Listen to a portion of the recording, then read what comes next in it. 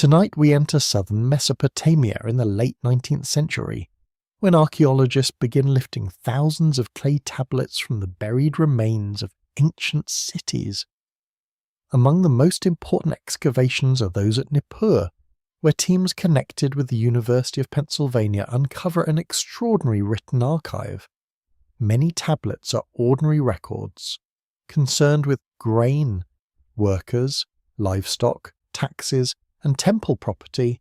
Others contain hymns, myths, divine lists, and stories about the ordering of the world.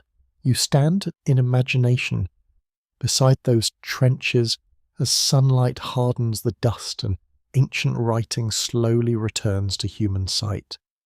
The landscape feels almost empty now.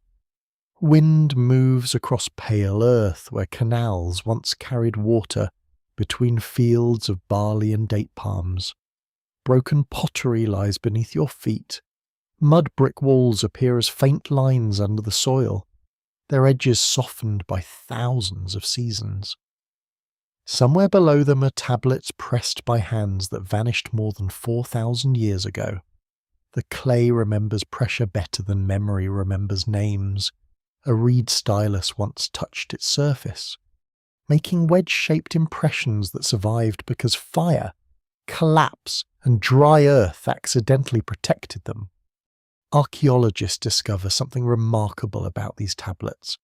Many were never meant to become mysterious treasures. They were receipts, school exercises, inventories, legal documents, and temple accounts. Some were discarded when their information became useless. Others were reused as filling material inside floors and walls. That ordinary habit becomes an extraordinary gift to modern scholarship. Records that ancient scribes considered temporary survive long enough to reach museums in London, Philadelphia, New Haven, and elsewhere. History sometimes preserves its secrets through carelessness. Researchers at institutions including the University of Pennsylvania and Yale University spend generations studying these fragments. Specialists learn to recognize scribal hands, damaged signs, unusual spellings, and changes in vocabulary across centuries. Their work reveals a civilization deeply concerned with order. Cities have patron gods, temples manage land, kings receive legitimacy from divine authority, cosmic regions belong to particular powers. Human society and divine society often resemble one another, with rank, labour, obligation, favour, punishment, and negotiation appearing in both. That resemblance creates the first quiet unease. You are not yet looking at a statement that explains everything. You are looking at a world in which everything seems assigned. Rivers have divine personalities. Storms obey powerful beings. Cities possess sacred protectors. Kingship descends through divine approval. Even human labour can be described within a larger supernatural arrangement. To modern eyes, this can feel strangely administrative. The universe sometimes resembles a kingdom with offices, responsibilities, boundaries, and authorities. Ancient people would not have used modern language for such a system, yet the pattern remains difficult to ignore. So, before you get comfortable, take a moment to like the video and subscribe, but only if you genuinely enjoy what I do here. And while the night grows quieter around you, tell me where in the world you are listening from and what your local time is. There is something fitting about people separated by oceans and continents gathering around the same ancient clay, especially when those tablets were first written for communities that could scarcely imagine the world we now inhabit. The mystery begins with a modern claim surrounding this ancient material. Somewhere within the enormous body of Mesopotamian writing, according to certain interpretations, lies a description of Earth as a place designed to receive, organize, or contain human souls. The same interpretations speak of 7 controlling powers standing above humanity. The idea is unsettling because it suggests that life is not merely lived beneath the gods. It suggests that human existence belongs to a larger structure, one whose purpose may not be obvious to the people living inside it. The historical record confirms that Mesopotamian texts contain divine councils, ranked gods, underworld judges, fate-deciding powers, and recurring symbolic numbers. Those elements are real parts of the surviving literature. What scholars continue to debate is how particular divine groups should be identified across different periods, because Sumerian, Akkadian, Babylonian, and Assyrian traditions often overlap without remaining identical. A name can change meaning. A title can shift between gods. A list copied centuries later may preserve an older tradition while quietly reshaping it. That uncertainty matters because clay tablets rarely behave like modern books. A single composition may survive in several broken copies. One tablet may preserve the beginning, another a middle passage, and another only scattered lines. Scribes sometimes copy ancient works while updating spelling or language. Scholars reconstruct texts by comparing fragments from different collections. You begin to understand why certainty becomes difficult. What appears to be one ancient statement may actually be several damaged witnesses brought together through careful modern reconstruction. There is also a stranger detail. The ancient scribes themselves loved lists. They catalogued gods, professions, plants, animals, cities, stars, stones, and words. Students trained by copying such lists again and again. To a modern reader, this habit can make Mesopotamian thought appear almost obsessed with classification. Everything seems to have a place. Everything seems to belong somewhere. Even divine beings can appear arranged according to status and function. It's easy to see how later readers begin imagining a hidden cosmic bureaucracy behind the visible world. Yet the clay remains silent about our expectations. It does not explain itself. You cannot ask the scribe what he meant by a damaged sign, or whether a divine title was literal, poetic, ceremonial, or symbolic. You only have the impression left by the reed. Scholars compare grammar, parallel texts, archaeological context, and later copies. But interpretation still requires caution. A damaged tablet encourages patience. Unfortunately, mysteries encourage the opposite. For a moment, picture a museum storage room late in the evening. Thousands of clay pieces rest inside drawers, each marked with numbers and excavation records. Some fragments are smaller than your palm, others preserve several neat columns of writing. Their surfaces range from pale beige to deep brown. They smell only of dust now. But once they belonged to warm courtyards, crowded schools, temple offices, and storerooms filled with grain. They were handled by accountants, students, priests, officials, and perhaps storytellers whose voices disappeared completely. Among these fragments lies the foundation of our mystery, not one dramatic object glowing beneath torchlight, but an enormous archive built from ordinary pieces. The possibility of hidden meaning grows precisely because the material is fragmented. You encounter gods who rule domains, councils that establish order, human beings placed beneath divine authority, and mysterious groups whose numbers seem deliberate. Each detail is understandable on its own. Placed together, however, they begin to suggest something larger. Perhaps that is where the fascination truly starts. Ancient Mesopotamia does not need invented machinery or impossible technology to feel strange. Its surviving worldview is already unfamiliar enough. Human beings live inside a cosmos filled with personalities greater than themselves. Their cities belong to divine patrons. Their fortunes can be altered by powers they cannot see. Their kings rule by sacred approval. Their dead continue toward another realm, governed by rules beyond ordinary life. You listen to the imagined wind crossing the ruins again. Beneath that sound lies the quieter rhythm of scribes pressing signs into wet clay, line after careful line. They could not know that distant readers would one day search their words for clues about the purpose of humanity. They could not know that 7 divine figures would eventually become central to a far stranger interpretation. For now, only the first pieces are visible, half buried beneath dust and translation. The clay has begun to speak, but very softly. Your attention settles on the clay itself, because the mystery becomes more interesting when you understand what these tablets actually were. Long before parchment, paper, printing presses, and digital archives, scribes in southern Mesopotamia learned to preserve information inside damp earth.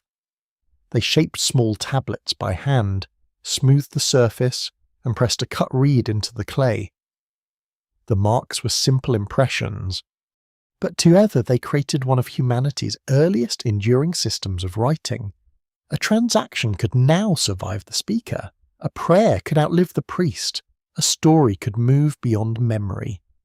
The earliest writing appears in the cities of southern Mesopotamia during the late 4th millennium before the Common Era. Archaeologists studying sites such as Uruk have recovered tablets covered with numerical signs, commodity symbols, and administrative notations. These earliest records were not grand philosophical declarations. They dealt mostly with practical matters such as grain, livestock, labour, containers, and distributions.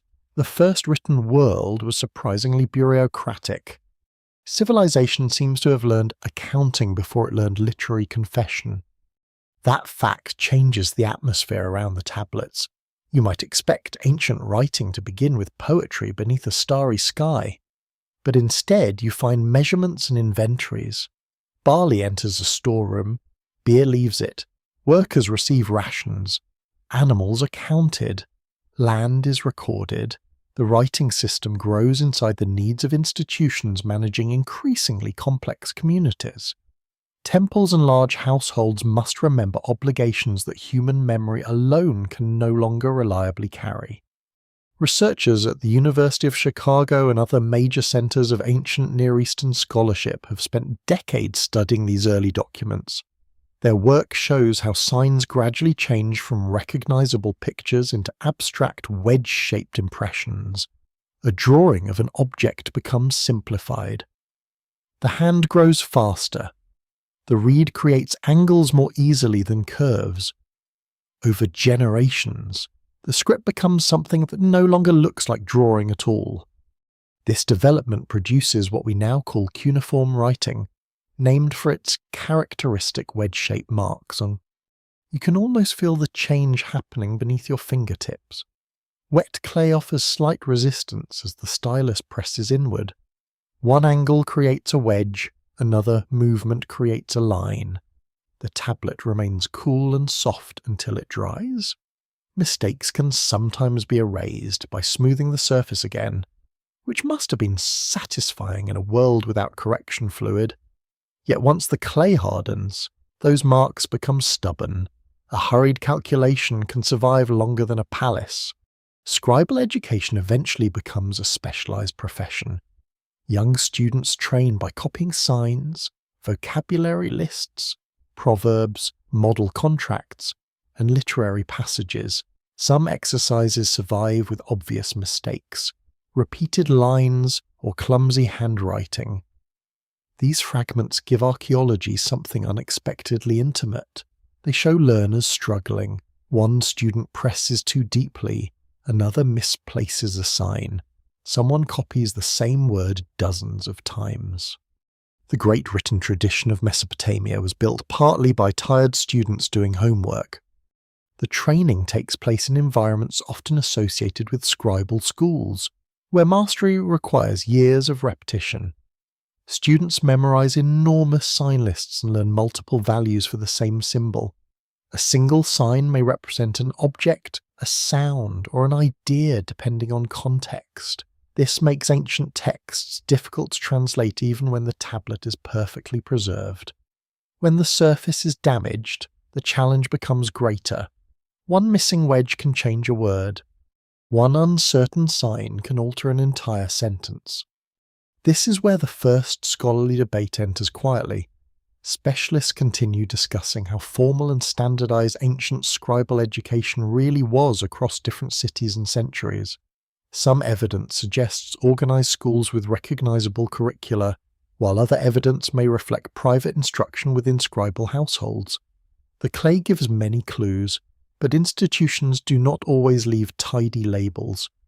Ancient education may have been more varied than modern categories suggest. Writing also changes who can control memory.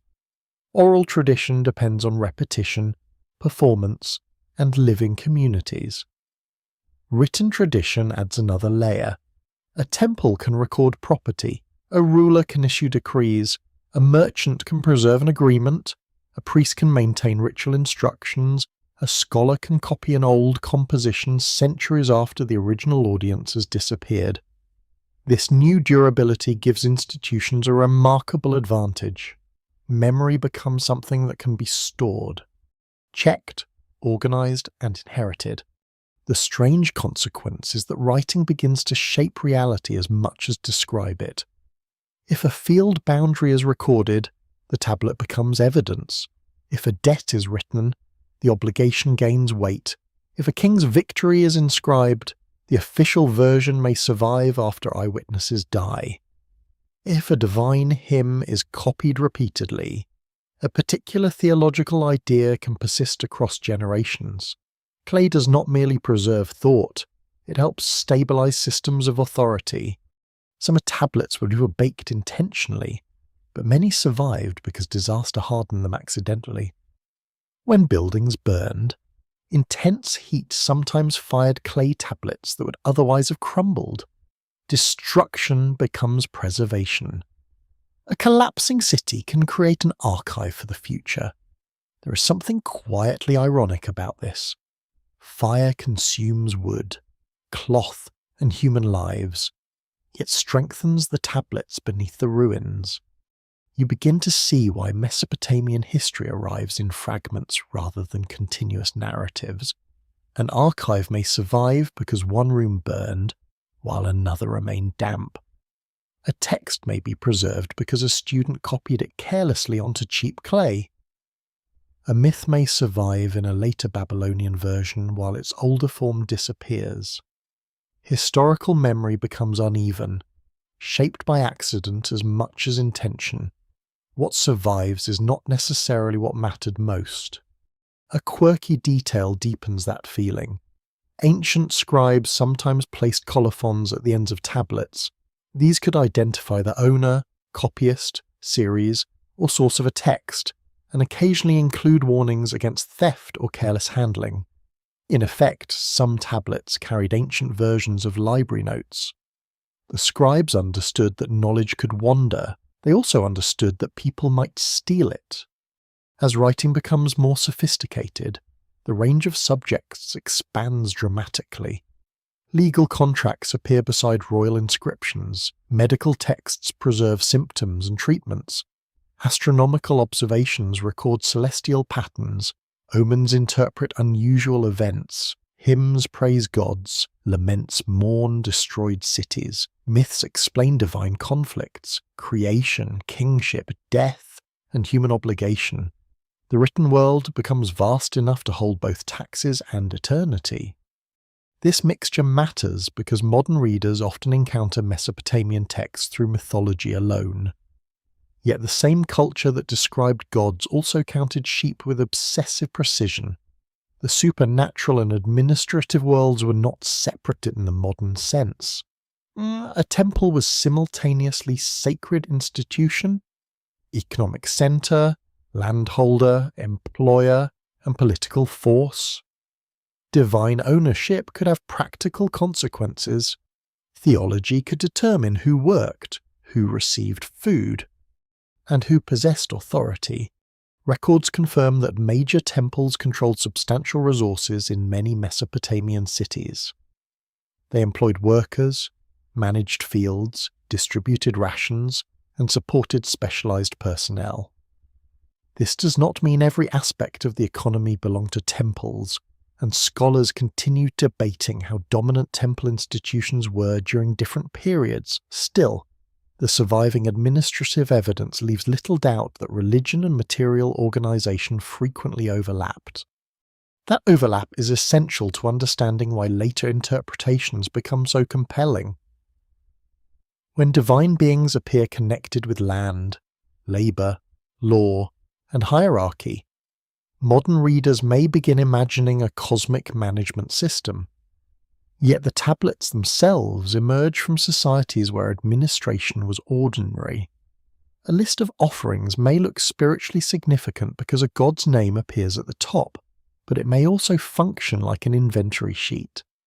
The deeper you move into this written world, the clearer one principle becomes. Meaning depends on context. A sign belongs to a line belongs to a tablet belongs to an archive belongs to an institution. Remove any layer, and interpretation becomes more uncertain. Ancient writing invites imagination, but it rewards discipline. In the silence of a scribal room, you can almost hear reed tips tapping gently against clay. Students copy signs, officials check quantities, priests preserve hymns. Somewhere, a skilled scribe records a story about gods and human destiny. None of them are trying to create a puzzle for distant generations. They're simply writing within the world they know. Yet that world is becoming increasingly visible. Its memory has survived in fired earth, broken fragments, and patient reconstruction. The clay begins as bookkeeping. But gradually it becomes something much larger. It becomes a vessel for law, ritual, fear, devotion, and imagination. It becomes the place where human beings first begin recording not only what they possess, but what they believe existence means. The evening air above ancient Mesopotamia carries the smell of warm mud, river water, crushed reeds, and cooking smoke. You stand near a settlement where flat rooftops gather the final heat of daylight, while narrow streets sink gradually into shadow beyond the houses. Irrigated fields stretch toward a horizon almost without trees. Water determines everything here. Too little brings hunger, while too much can erase boundaries and homes in such a landscape. Nature does not feel distant from human society. It feels powerful, temperamental, and deeply personal. The people living between the great rivers do not imagine their universe as empty space governed by impersonal forces. Divine presence fills the landscape. Although beliefs differ across cities and centuries, storm, fertility, fresh water, the moon, the sun, writing, love, warfare, and kingship can all possess divine associations. Major cities cultivate particular divine patrons whose temples dominate their sacred geography. The cosmos resembles a populated realm of authorities, relationships, responsibilities, rivalries, and inherited powers. This is not simply a collection of colourful gods competing for attention. Mesopotamian religious thought often presents divine authority as structured. Some gods hold exceptional status because they represent fundamental regions or forces. Others govern specialized activities, cities, crafts, natural phenomena, or aspects of human experience. Their importance can rise or fall as political centers change. A god prominent in one period may become less central later, while another gains extraordinary prestige. Records confirm that the city of Nippur held exceptional religious importance because it housed the great sanctuary associated with Enlil. Kings from different political centers invested heavily in this sacred city, even when Nippur itself was not their capital. Excavations connected with the University of Pennsylvania revealed temples, tablets, and administrative remains demonstrating its enduring significance. Political rulers came and disappeared. Yet the religious prestige attached to the sanctuary remained remarkably resilient. Enlil occupies a formidable position in many traditions. He is associated with authority, command, wind, and the ordering power separating major regions of existence. His decisions can carry immense consequences for gods and humans alike, yet describing him as a single fixed character would be misleading. Ancient theology changes across time, and compositions emphasize different qualities depending on their purpose. He can appear majestic, dangerous, protective, severe, or necessary. Another great divine figure is An, associated with the heavens and supreme celestial authority. His position sometimes feels remote, almost like the distant height of the sky itself. He may grant legitimacy or occupy the highest conceptual rank without constantly intervening in every narrative. This creates an interesting distinction between possessing ultimate status and exercising immediate power. Ancient divine hierarchy is rarely as simple as a modern organizational chart. Then there is Enki, closely connected with a freshwater, wisdom, cleverness, craftsmanship, and creative intelligence. His realm is linked with the hidden freshwater believed to lie beneath the earth. In literary traditions, he frequently solves problems through intelligence rather than raw force. He can protect order while also bending rules. There is something almost reassuring about a god whose greatest weapon appears to be knowing exactly where the loopholes are. You begin to sense that these personalities reflect more than natural phenomena. They embody ways power operates. Authority can be distant like An, it can command like Enlil, it can negotiate and improvise like Enki. Divine stories therefore become a language through which ancient communities explore order itself. Who decides, who obeys, who possesses knowledge, who can overturn a decree? Those questions matter in palaces, temples, families, guilds, and myths alike. The goddess Inanna adds another dimension. She is associated with love, sexuality, political power, conflict, and the planet Venus. Her literary personality is dynamic and difficult to contain. She acquires powers, challenges boundaries, enters dangerous spaces, and transforms relationships around her. Her prominence demonstrates that Mesopotamian divine authority cannot be reduced to a simple male hierarchy. Goddesses could command enormous theological importance and possess their own temples, estates, clergy, and political symbolism. The moon god and sun god also occupy crucial positions. The moon regulates visible cycles across the night sky, while the sun becomes naturally associated with illumination and judgment. The sun sees what human witnesses may miss. That quality makes divine observation an important religious idea. Justice does not depend entirely upon mortal eyes when a celestial power travels across the world each day. This universe has geography. Heaven exists above. The human world occupies its appointed region. Fresh water lies beneath. And the realm of the dead waits in another direction of existence.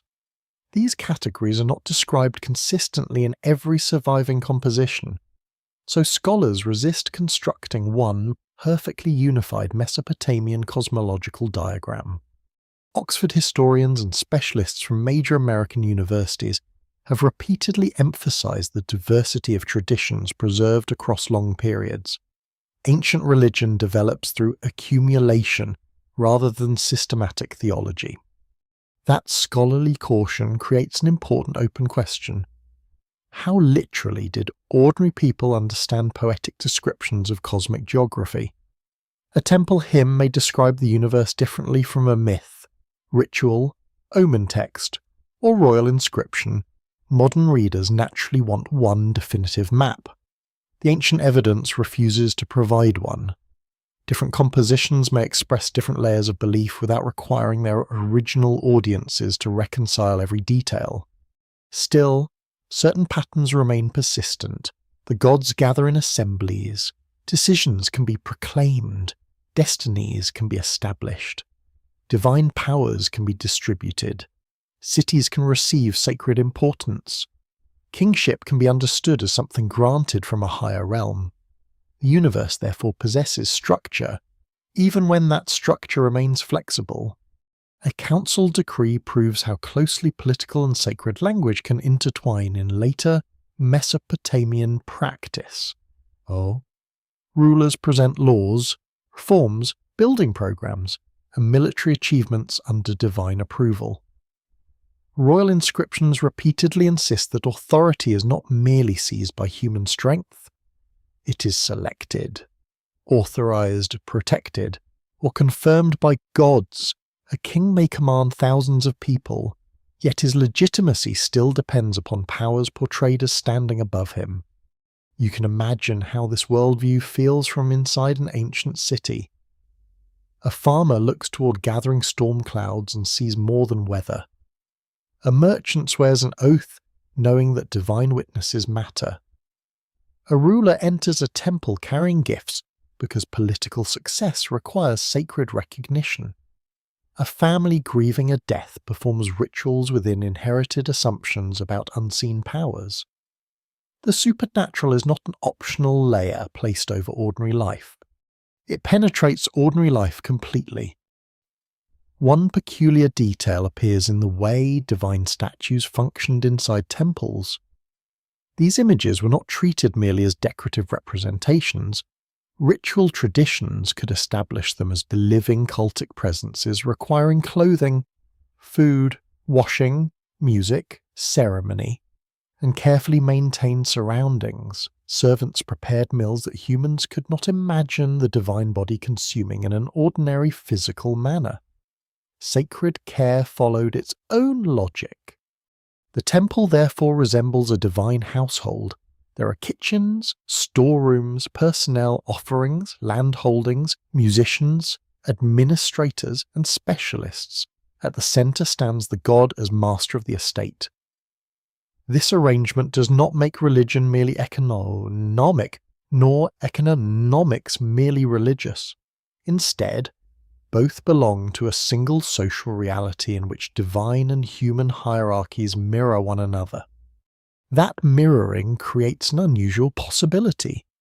If the earthly temple reflects cosmic order, then administration becomes sacred. If divine authority resembles kingship, then kingship becomes cosmic. The boundary between mythology and social structure grows thin. Human beings organize their cities according to ideas about the gods, while stories about the gods borrow familiar patterns from human institutions. Perhaps the gods resemble rulers because people understand power through rulers. Perhaps rulers imitate gods because sacred authority strengthens political obedience. It is possible that both processes occur together, each reinforcing the other across generations. The surviving evidence does not allow one simple explanation, and that uncertainty gives the material much of its depth. Night settles across the imagined plain.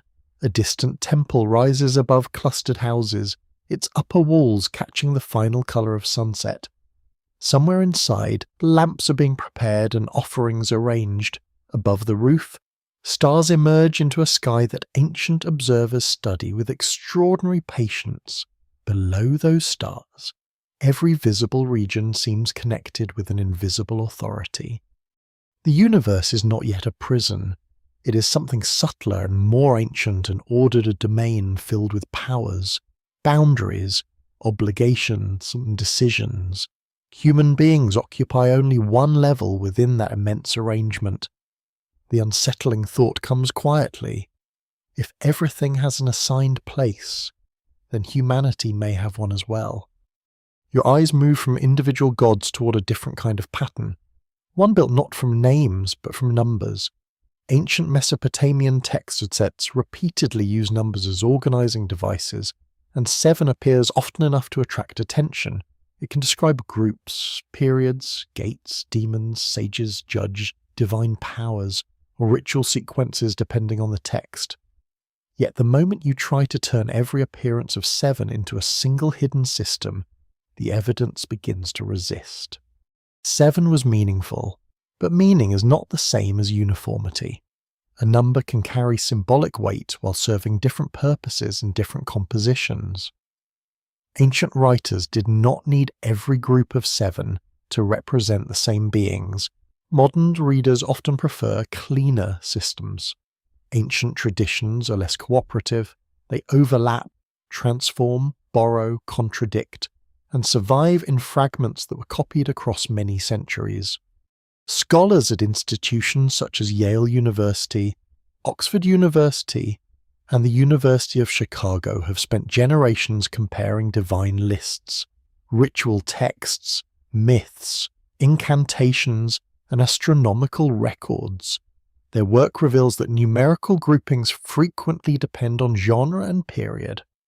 A set of 7 in a healing text may have little to do with 7 figures in a royal inscription. Similar numbers do not automatically prove shared identity. That distinction sounds simple, yet it becomes crucial. Once 7 begins appearing in discussions about divine authority, readers naturally search for a fixed council of 7 rulers. The attraction is obvious. 7 feels complete. It feels intentional.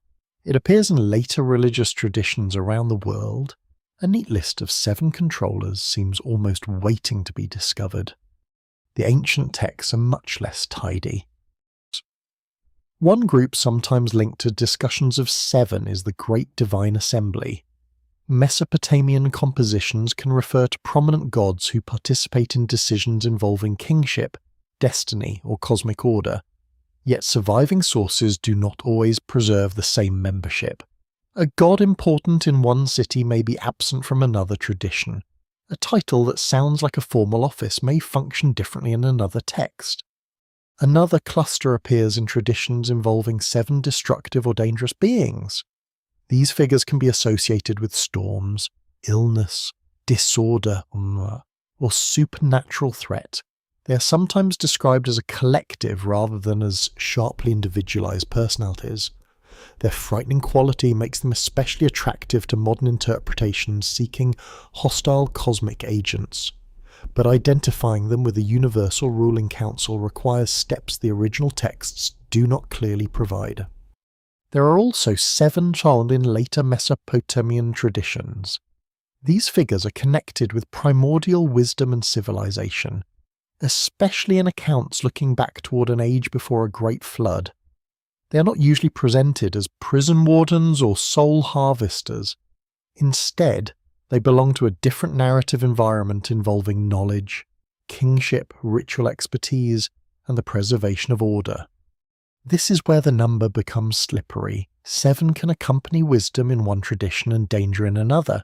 It can appear in ritual repetition without describing beings at all.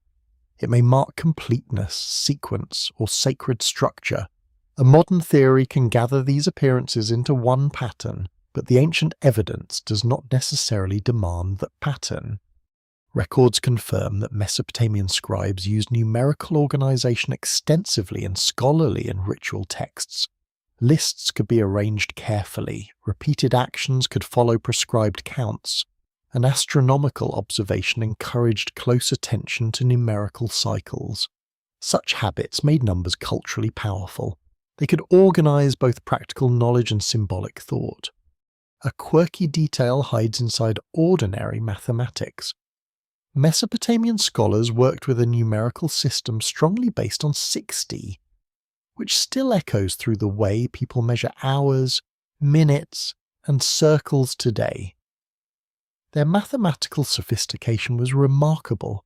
They calculated areas, solved complex problems, and used tables with astonishing precision. It is mildly amusing that anyone checking the time during this narration is still living with part of their numerical inheritance. 7, however, does not dominate simply because of mathematics. Its symbolic importance may connect with several overlapping cultural associations. Some researchers point towards celestial observation, especially the prominent heavenly bodies visible without instruments. Others emphasize ritual tradition, inherited symbolism, or the tendency of particular literary forms to preserve familiar numerical structures. No single explanation satisfies every context. This remains an open scholarly debate. Specialists disagree about how consistently ancient Mesopotamians understood symbolic numbers across periods separated by centuries. A number meaningful in one composition may have accumulated additional associations later. Ancient scribes inherited traditions while also reshaping them.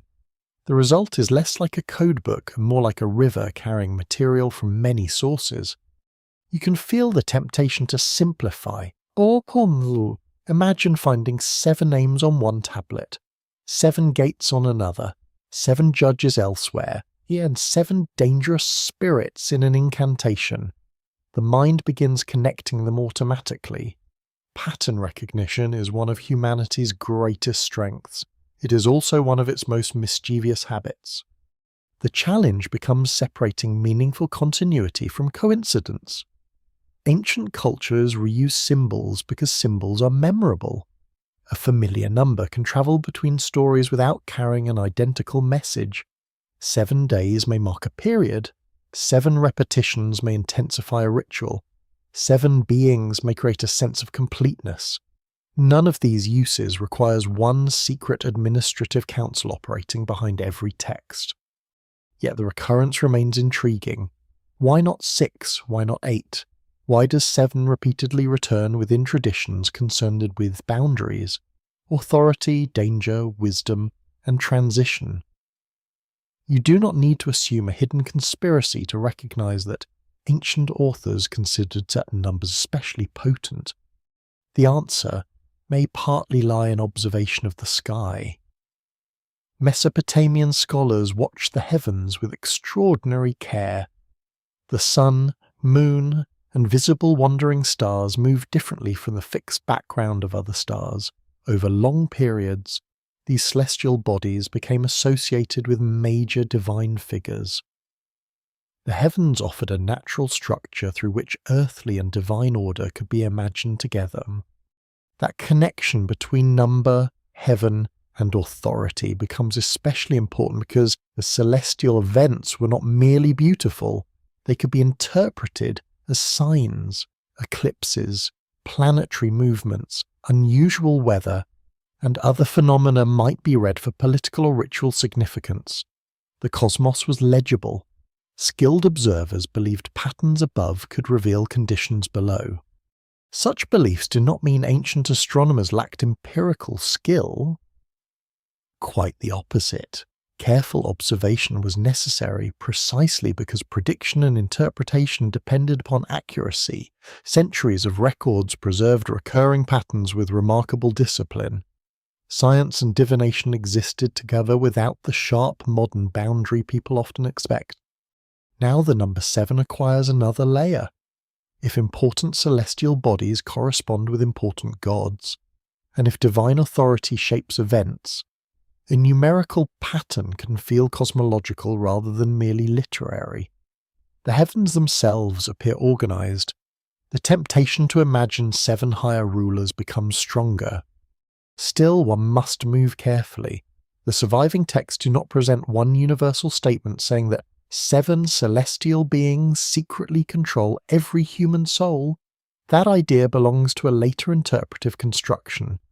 Ancient material contributes ingredients, but the final recipe is much younger. The distinction is subtle but essential. A historian asks what a text meant within its own world. A modern mystic may ask what hidden truth the text accidentally preserves. Those are different questions, and they produce different kinds of answers. The first depends on language, context, archaeology, and comparison. The second permits connections across cultures and centuries that ancient scribes themselves may never have imagined. For a moment, the room around you seems darker. 7 small lamps could sit along a temple wall. 7 names could occupy a damaged column. 7 celestial lights could move above the horizon. Nothing about that scene proves control, yet repetition creates atmosphere. It invites attention. Perhaps ancient people experienced 7 as a number of completion. Perhaps certain priestly traditions gave it specialized meaning. It is possible that different communities inherited the number for different reasons. then attach new stories to it over time. The evidence permits several paths, but no single path explains every appearance. This uncertainty is more interesting than a perfect list. It shows how ancient systems actually grow. They are not designed all at once. They accumulate. A number gains authority because generations continue using it. Stories borrow familiar structure. Rituals reinforce memory. Later scribes preserve forms whose original meanings may already be ancient to them. 7 therefore becomes less like a password and more like a recurring shadow. It moves through wisdom, danger, ritual, astronomy, and divine organization without belonging entirely to any one domain. The pattern is real, but its meaning remains unstable. That instability is exactly where the mystery deepens. A fixed list would be easier. A single tablet naming 7 controllers would settle the matter quickly. Instead, you encounter overlapping groups, or changing identities, and symbolic echoes scattered across centuries. The number remains visible, while the system behind it stays just beyond reach. The idea of destiny in ancient Mesopotamia carries a weight that modern language can easily soften.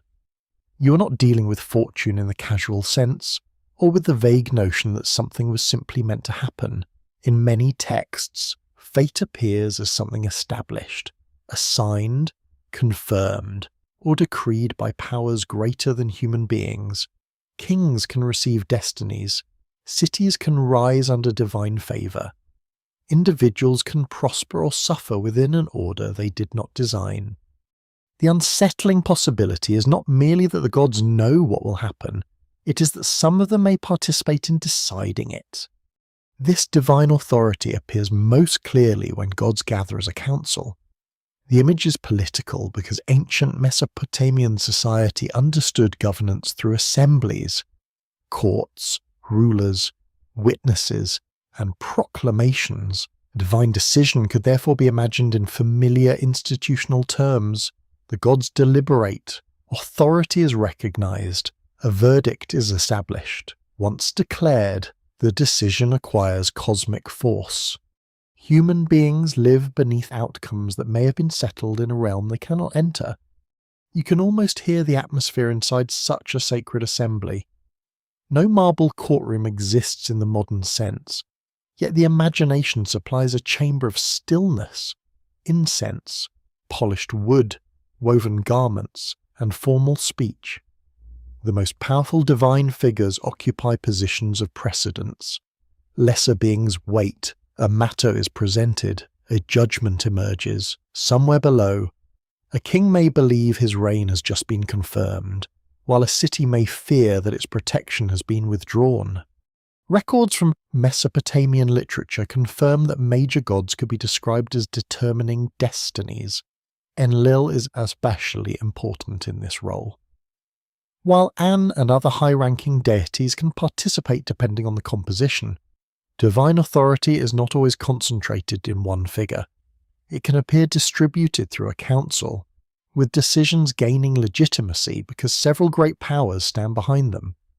This is where a group associated with 7 becomes especially important.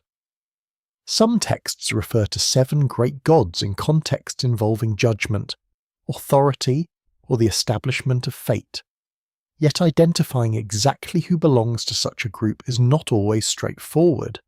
Different compositions emphasize different divine figures, and the membership can shift across periods. Modern readers want a permanent committee with the 7 assigned seats. Ancient tradition often provides something more fluid. The phrase itself can create an impression of terrifying precision. 7 gods who decree fate sounds like a complete governing body. It suggests hierarchy, procedure, perhaps even jurisdiction. The human mind quickly imagines 7 controllers seated above the world, dividing responsibilities among themselves. Yet the surviving texts do not consistently give them the kind of administrative profiles that modern theories often demand. That gap between ancient wording and modern reconstruction deserves careful attention. A phrase describing 7 great gods may be liturgical, poetic, or symbolic rather than constitutional. Ancient religious language often intensifies authority through number, repetition, and elevated titles. A group does not need a fixed membership list to function meaningfully within a hymn or ritual. Sacred language can invoke a collective power without providing a bureaucratic roster. Scholars working at Yale University, Oxford University, and the University of Chicago have compared these divine groups across many texts. Their research shows that terms for assemblies and great gods can vary substantially. Some compositions foreground particular deities because of local tradition. Others reflect political shifts that elevate one city or patron god.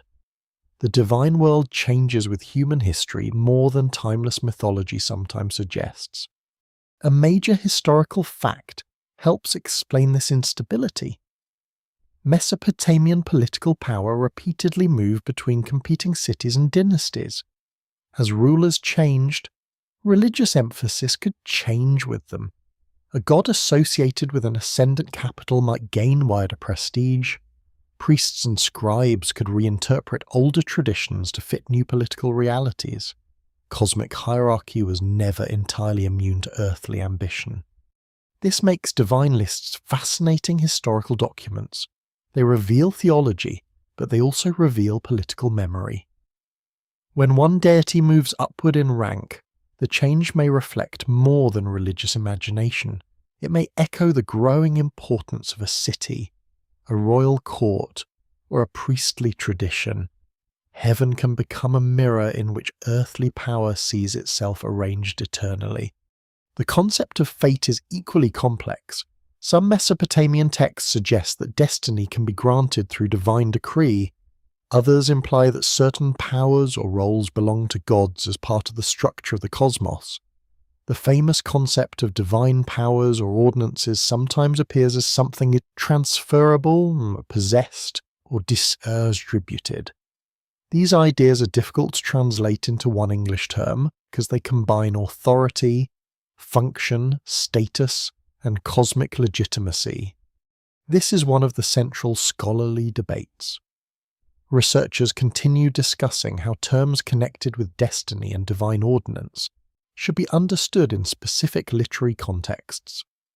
Does a particular word describe personal fate, social role, divine power, or established cosmic function? The answer can change from text to text. Translation must therefore follow context rather than force every occurrence into one grand theory. A quirky detail makes the whole system feel strangely tangible.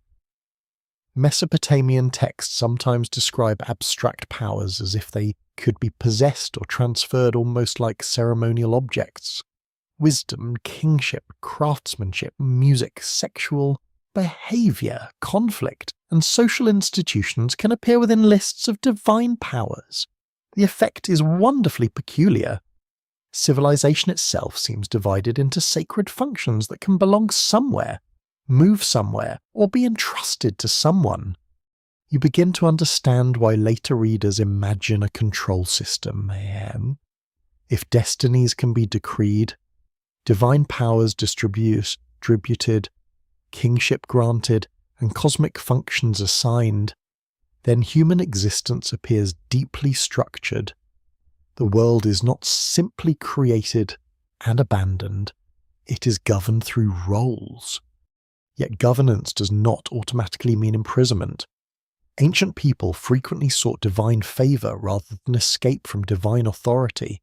They prayed for protection, long life, children, health, prosperity, justice, and victory. A god who controls destiny may be feared, but also trusted. The same power capable of limiting a life can also preserve it.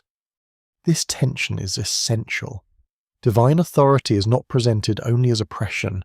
It can maintain order against chaos. Rivers require boundaries.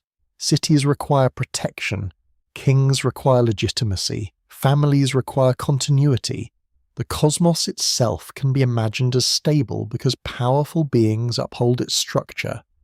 Control from within that worldview may appear less like confinement and more like protection from disorder. Still, the language of decree remains difficult to ignore.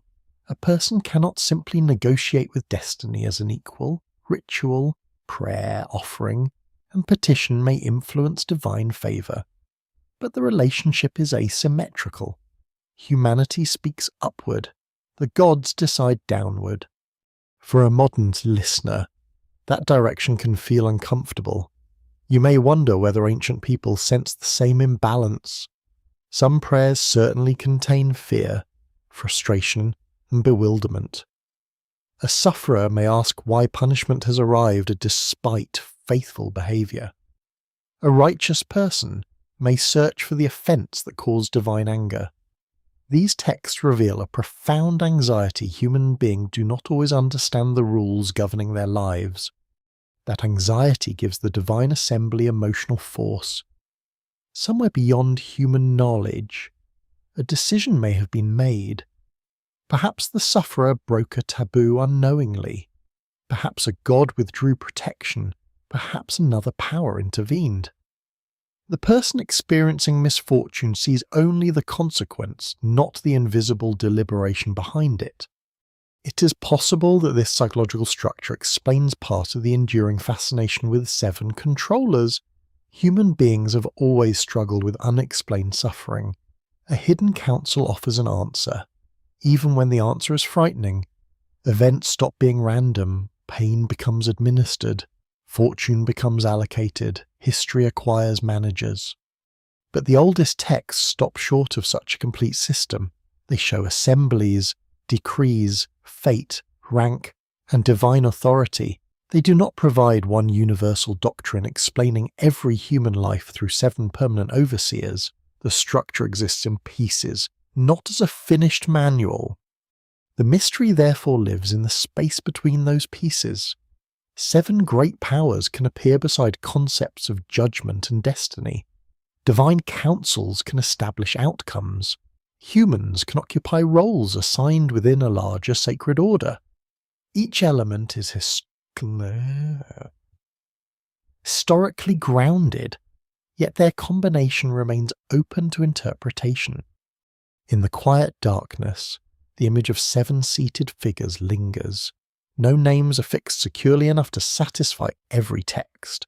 No single tablet gives them complete jurisdiction over humanity. Yet the idea of fate being decided above the human world is undeniably ancient. That thought alone is enough to leave a faint chill beneath the calm surface of the story. The purpose of humanity becomes one of the strangest questions preserved in Mesopotamian creation traditions. You enter a world where labour does not begin with human beings. It begins among the gods themselves. Canals must be dug. Fields must be maintained. Water must be managed. Food must be produced. The divine world, surprisingly, this is not imagined as effortless. Someone must carry the burden of sustaining order.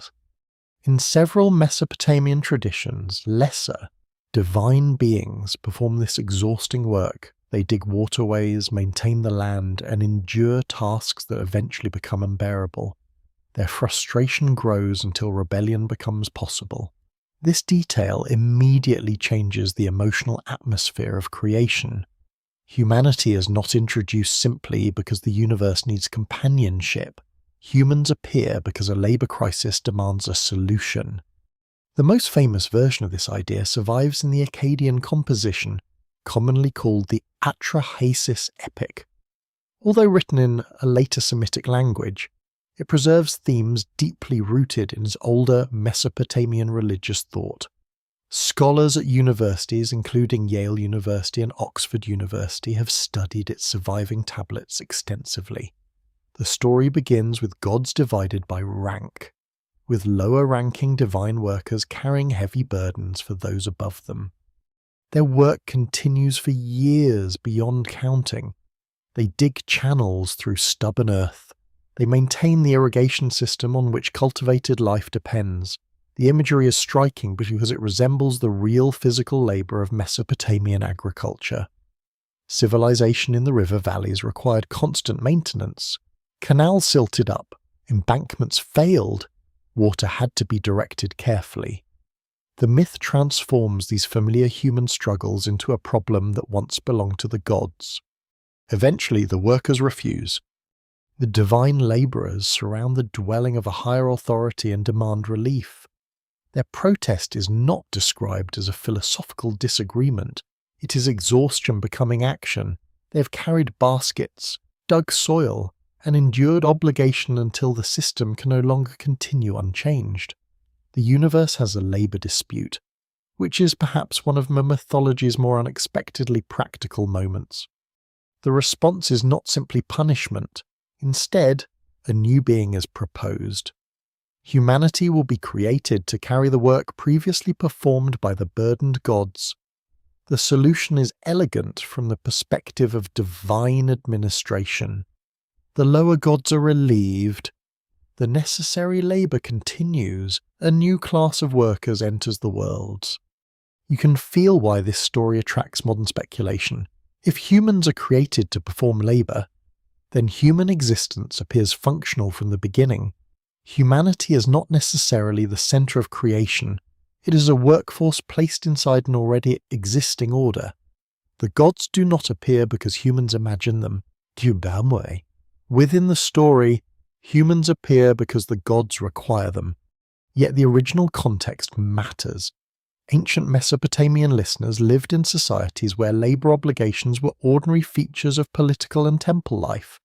People dug canals, harvested fields, maintained walls, carried goods, and served institutions. Creation myths naturally borrowed the social structures people knew. A universe organised through hierarchy would have felt familiar rather than shocking. Records confirm that large public works were essential to Mesopotamian survival. Irrigation agriculture depended on coordinated labour extending beyond individual households. Governments, temples, and local communities organised canal maintenance and land management on a significant scale. The mythology therefore reflects real environmental pressures. Divine labour resembles human labour because the landscape itself demanded collective effort. The creation process adds another unsettling layer.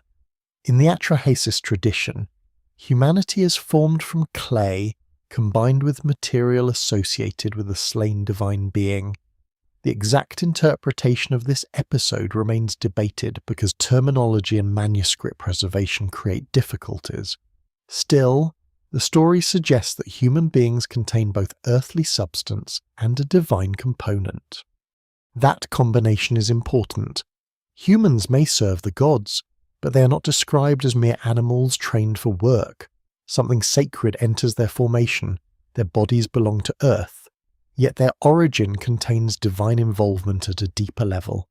The story creates a creature that is both subordinate and strangely connected to the beings above it.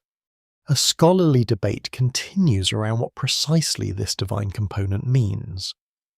Some specialists interpret it primarily as a mythic explanation for human consciousness or life. Others focus on its role in ritual, mortality, or inherited responsibility. The ancient text does not provide a modern theory of the soul. It offers symbolic material that later readers can interpret in many directions. This uncertainty has encouraged fringe interpretations. Some modern writers describe the creation scene as evidence that humanity was genetically engineered by non-human rulers. They imagine ancient gods as technologically advanced beings manipulating biological material. Nothing in the surviving text requires such a reading. The language belongs to mythic creation, sacrifice, clay, divine essence, and ritual symbolism rather than laboratory procedure. Still, the comparison persists because the story contains recognizable ingredients. A pre-existing ruling group faces a practical problem. A new species is created. That species receives a specific function. Material from another being contributes to its formation. To modern ears, the sequence can sound startlingly technical if removed from its religious setting. You remain inside the ancient story instead. The smell of wet clay fills the imagination. A divine craftsman shapes life from earth. Birth goddesses participate in the process. The first humans emerge not into freedom from obligation, but directly into responsibility. Work is woven into their reason for existing. This raises a quiet question about how ancient people viewed themselves. Did they experience such a myth as degrading? The answer is probably more complicated than modern assumptions suggest. Serving the gods could be understood as a sacred role, maintaining temples, providing offerings, cultivating land, and preserving order were not necessarily meaningless burdens. They connected human society with cosmic stability. The gods in turn provide benefits that make civilization possible. They grant fertility, protection, wisdom, kingship, water, and order. Humans work and worship. Gods maintain the larger system. The relationship is unequal, but it is reciprocal in the broad religious sense. Humanity serves because humanity depends. Yet inequality remains built into the structure. Humans are not asked whether they accept the arrangement. They are created within it. Their function exists before their consent. This is where the story begins to feel different, when heard by a modern audience accustomed to ideas of individual freedom. Perhaps that's why the myth can feel almost industrial. A shortage of labour is identified. A workforce is produced. Tasks are transferred downward. The system continues. Ancient listeners may have heard cosmic order where modern listeners hear exploitation. A quirky detail complicates matters further.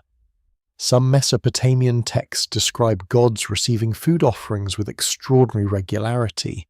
Bread, beer, meat, incense, and other goods enter temple ritual as carefully managed provisions. Humans cultivate, prepare, and present these offerings. The arrangement can resemble a sacred economy in which divine beings receive the products of human labour. You can imagine the rhythm of this system across generations. Farmers harvest barley, brewers prepare beer, herdsmen manage animals, priests organise offerings, scribes record distributions. The divine household receives its portion. Human work moves upward through temple institutions, while protection and legitimacy are imagined to flow downward.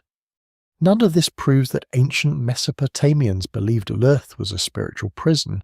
The texts speak more naturally about service, dependency, hierarchy, and cosmic responsibility. Yet the idea that humans were made to relieve divine labour is not a modern invention. It belongs firmly within Mesopotamian creation tradition. This distinction becomes important because speculation grows most convincingly when it begins with something thaloi. Humanity created for work is real within the mythology.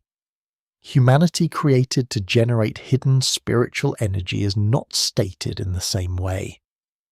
The distance between those ideas may appear small, but historically it is enormous.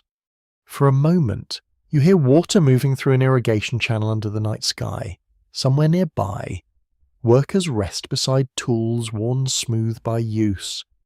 Above them stand temples dedicated to gods believed to govern the forces that make agriculture possible. Their labour sustains the city, the temple, the palace, and their own families. The old creation story gives that daily burden a cosmic origin. Humans work because even the gods once found work unbearable. It is a strangely sympathetic beginning, and a deeply hierarchical one. The divine rebellion ends when human labour begins. And somewhere inside that ancient solution lies a question that refuses to disappear.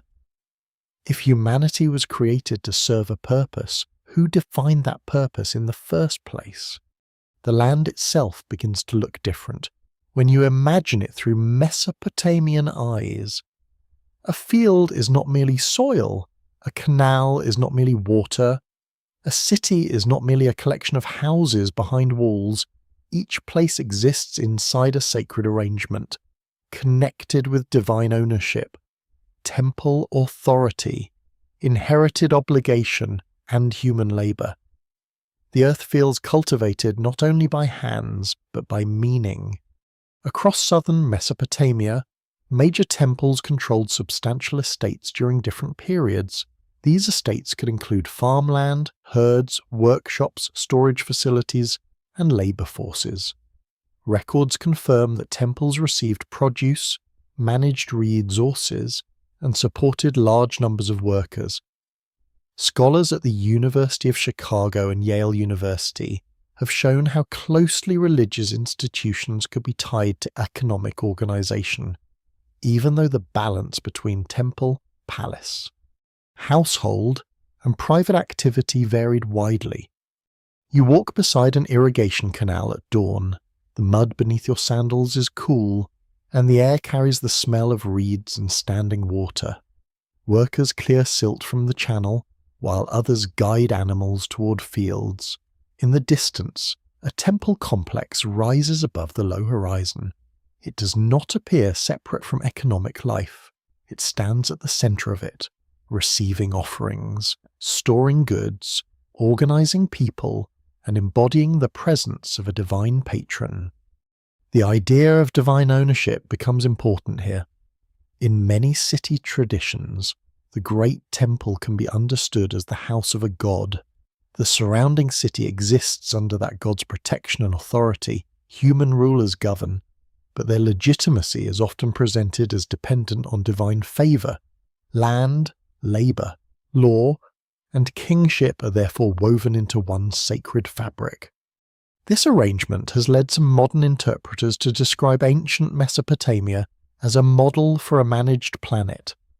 They imagine the city as a miniature version of Earth, with humans working inside an estate ultimately belonging to higher beings. It is a striking comparison, but it requires caution. The ancient evidence speaks clearly about temples and divine households. It does not clearly describe the entire planet as one giant facility. Still, the resemblance is intriguing because the sacred estate operates through layers. A god stands at the symbolic summit. Priests and administrators manage temple affairs, workers cultivate land and produce goods, scribes record distributions, rulers protect institutions and claim divine approval. Everyone occupies a place within a system larger than the individual. This social order may help explain why cosmic hierarchy feels so natural in Mesopotamian myth. People already lived inside networks of dependency. Farmers depended on irrigation. Irrigation depended on collective maintenance. Cities depended on food storage.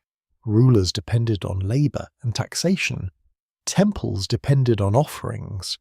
Individuals could not easily imagine life outside organised structures, because the environment itself rewarded coordination. The geography reinforces this feeling. Southern Mesopotamia is flat, open, and vulnerable. Rivers change course, floods can destroy settlements, drought can reduce harvests, salt can accumulate in cultivated soil. Maintaining productive land requires constant attention. Civilization survives by managing fragile systems. Order is not abstract, it is a daily achievement. Perhaps this is why divine order often appears administrative rather than purely mystical. The gods assign powers, cities receive patrons, kings receive authority, fields produce under proper conditions, rituals maintain relationships, and the universe functions because roles are observed. One quirky detail reveals how seriously ancient institutions treated divine property. Temple inventories could record objects, animals, textiles, metal, food, and personnel with astonishing precision. Sacred wealth was catalogued like any other institutional resource. A robe for a divine statue might pass through careful administrative procedures. Even holiness needed paperwork. That detail sounds almost humorous, but it reveals something profound. Religion did not float above material life. It required workshops, kitchens, storerooms, artisans, herders, farmers, and scribes. Sacred order was physically maintained. If a festival required food, someone had to grow it. If a statue required clothing, someone had to weave it. If a temple required repair, someone had to carry bricks. The human role therefore becomes tangible. People feed gods symbolically, maintain divine houses, cultivate sacred estates, and preserve ritual schedules. Their labour supports a world in which the gods remain present. The relationship may be understood as mutual dependence, though never equality. Humans need divine protection, while cultic life requires human service. This is where the phrase soul facility begins to acquire its modern appeal. A facility implies purpose, management, controlled movement, and organised production.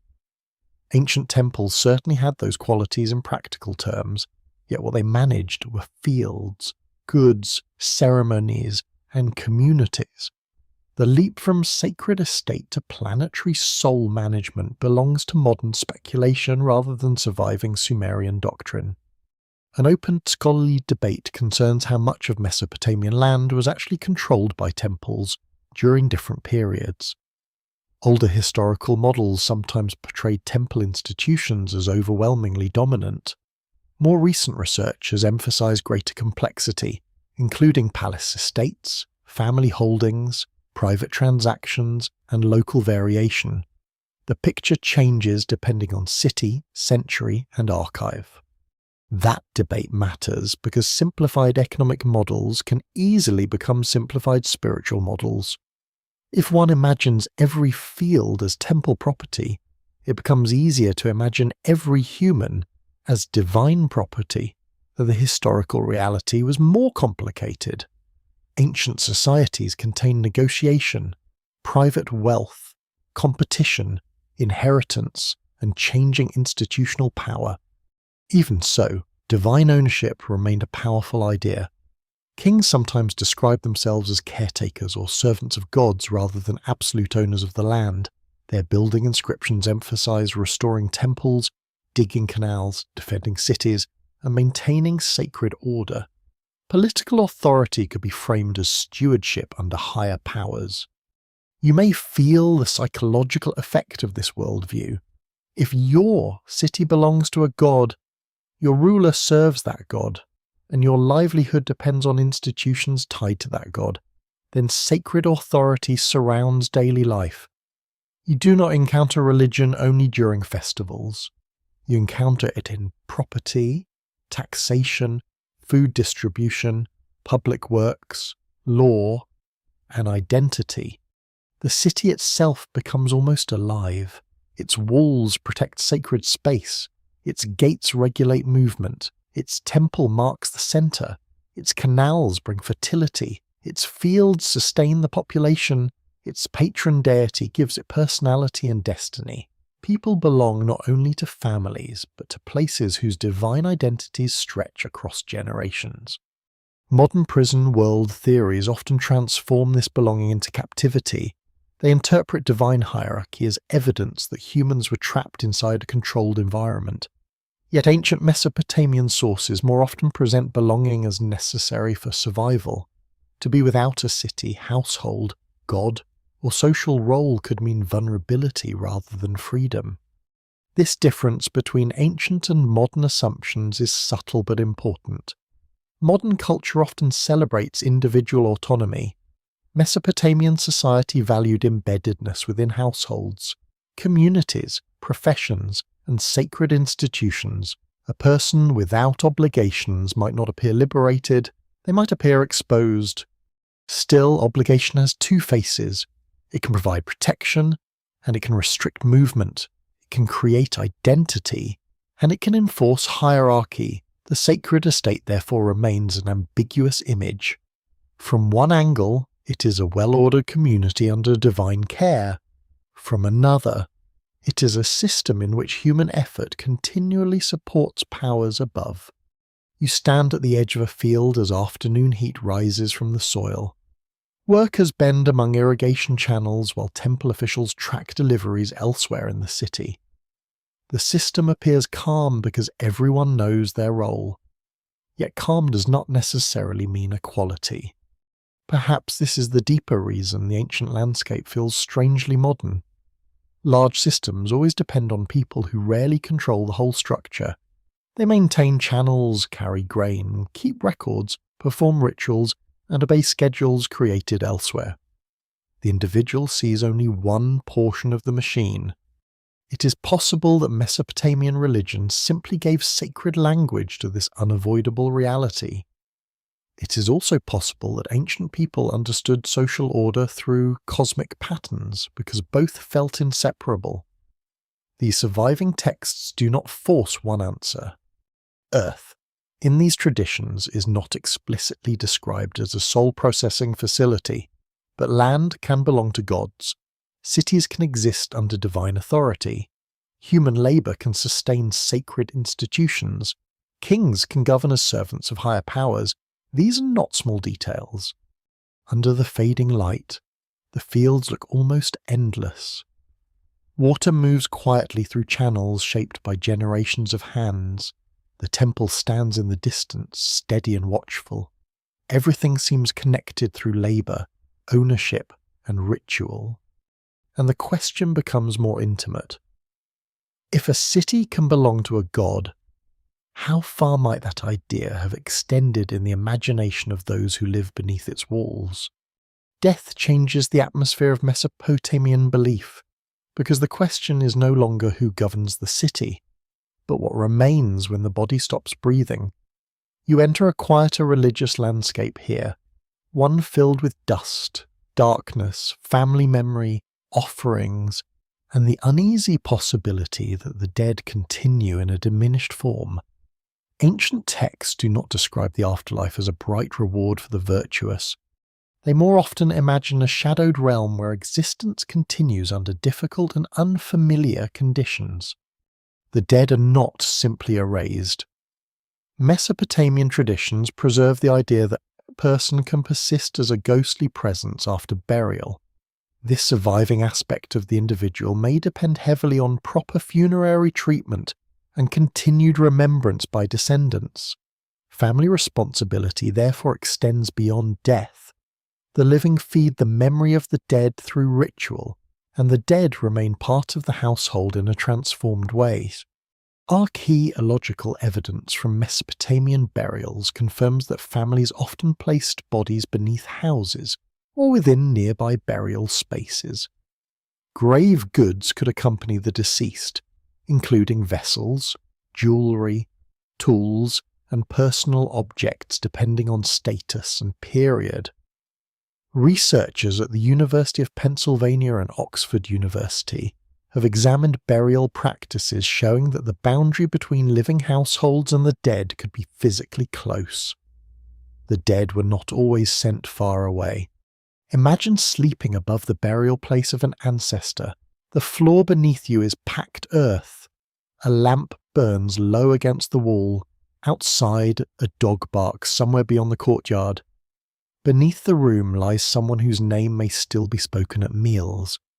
Death feels less like departure and more like a change of residence. This proximity helps explain why ghosts mattered. A properly cared for spirit could remain connected with the family, but a neglected or violently displaced ghost might become troublesome. Mesopotamian incantations sometimes address restless dead who cause illness, nightmares, fear, or misfortune. The problem is not that every deceased person becomes dangerous. The danger comes when the relationship between living and dead breaks down. Such texts provide one of the most vivid windows into ancient anxiety. A person suffering unexplained symptoms might suspect an angry ghost. Ritual specialists could diagnose the disturbance and prescribe offerings, prayers, or symbolic actions intended to restore order. Modern medicine would explain these symptoms differently, but the ancient system reveals how seriously invisible relationships shaped everyday experience. A quirky detail appears in the care given to forgotten ghosts. Some ritual texts include provisions for spirits who have no descendants to make offerings for them. A compassionate person might provide food or water for such a dead individual, perhaps preventing the spirit from becoming hostile. Even the abandoned dead could be treated as members of a wider moral world. The underworld itself is described through several overlapping traditions. It is often imagined as a dark region beneath the living world, ruled by powerful deities and entered by all mortals regardless of social rank. Kings do not escape it. Priests do not escape it. Wealth may influence burial treatment, but mortality remains universal. This is important because the Mesopotamian afterlife is not primarily organized around moral judgment in the later religious sense. There is no simple system where good people rise into eternal happiness while bad people descend into punishment. The dead share a broadly similar destination. Their condition may vary, but the structure is not centered on ethical reward and punishment as later traditions often are. That historical fact makes modern claims about soul imprisonment both interesting and problematic. Ancient Mesopotamians clearly imagined continued existence after death.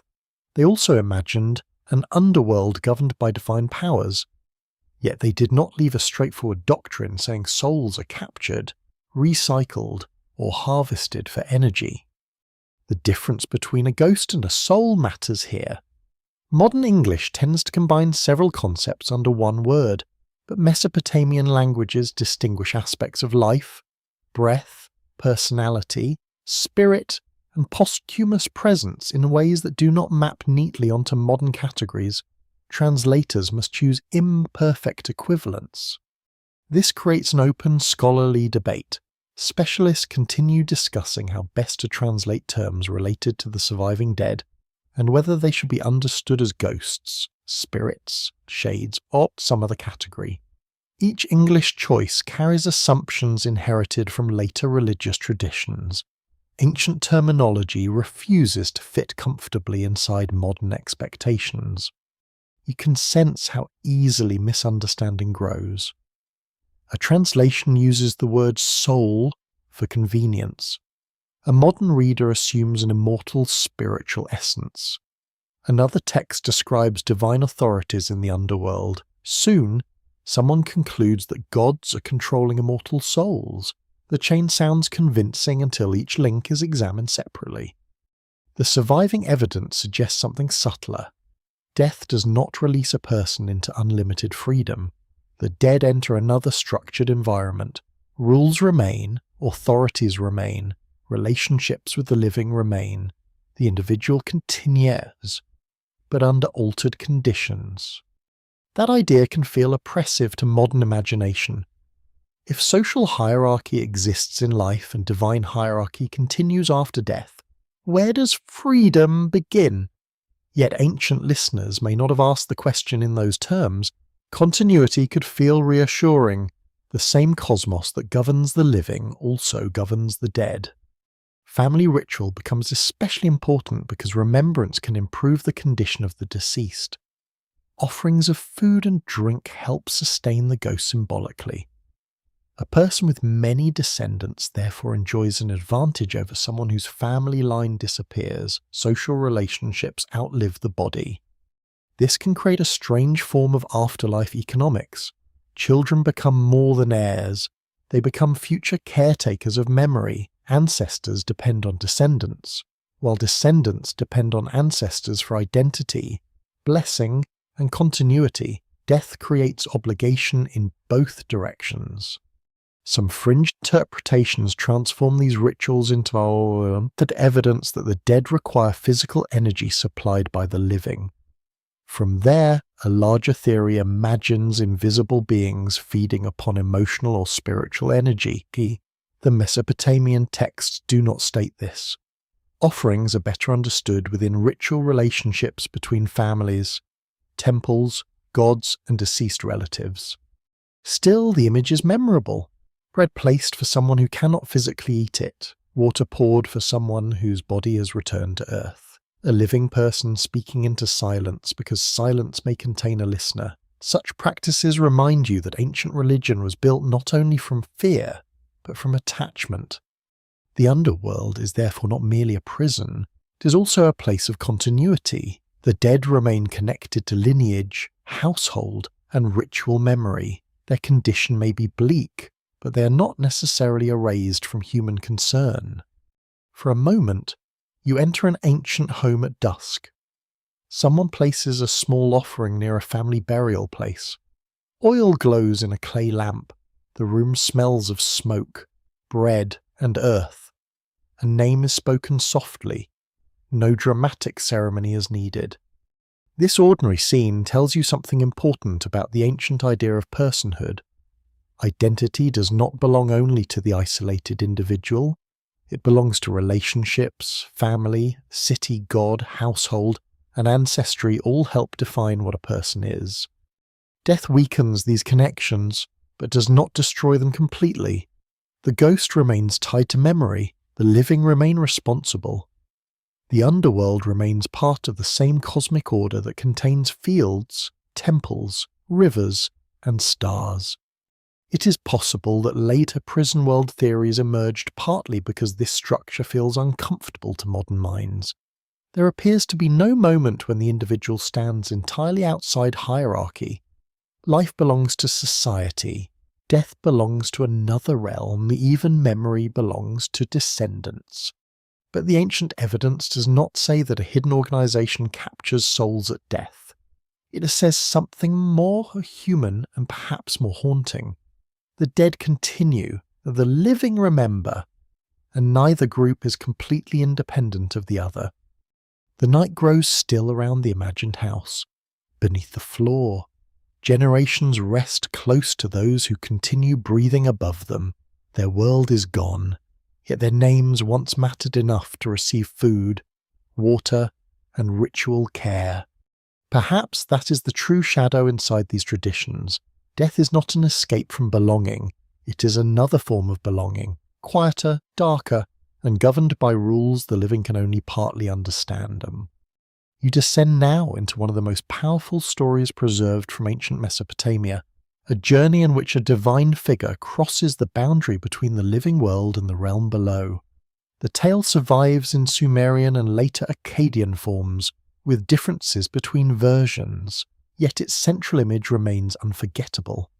A goddess leaves her place among the living and approaches the land from which no traveller expects to return unchanged. The journey is not heroic in the modern sense. It is ceremonial, dangerous, and governed by rules that even a powerful deity cannot ignore. The goddess is Inanna in the Sumerian tradition, known later as Ishtar in Akkadian literature. She is associated with love, fertility, political power, conflict, and celestial brilliance. Her decision to enter the underworld is therefore extraordinary. She is not a helpless mortal being dragged downward by fate. She enters by choice, carrying authority, ornaments, clothing, and symbols of status. Yet the deeper she travels, the less those protections seem to matter. The entrance to the underworld is controlled. A gatekeeper does not simply welcome her inside. Her arrival must be announced to the ruler of that realm, Ereshkigal, who holds authority over the dead. The descent therefore begins with procedure. Even divine visitors must pass through an established system. Rank does not dissolve the rules. You can imagine the first gate in the darkness. The hinges groan against stone. The air is colder than the world above, and the scent of dust replaces incense. Inanna steps forward wearing signs of divine power. At the gate, one item is removed from her. She protests, but the answer is simple in meaning. These are the customs of the underworld. Then comes another gate. At each threshold, another symbol of status disappears. A crown is taken, jewellery is removed, garments are stripped away piece by piece. The exact sequence varies between textual traditions and translations, but the pattern remains clear. Each passage diminishes her visible powers. The deeper she enters, the less she carries. This is one of the most haunting structures in ancient literature because the descent is physical and symbolic at once. A gate is not merely an architectural feature, it becomes a stage of transformation. Identity is dismantled through controlled passage. Authority from the upper world loses meaning as the traveller enters another jurisdiction.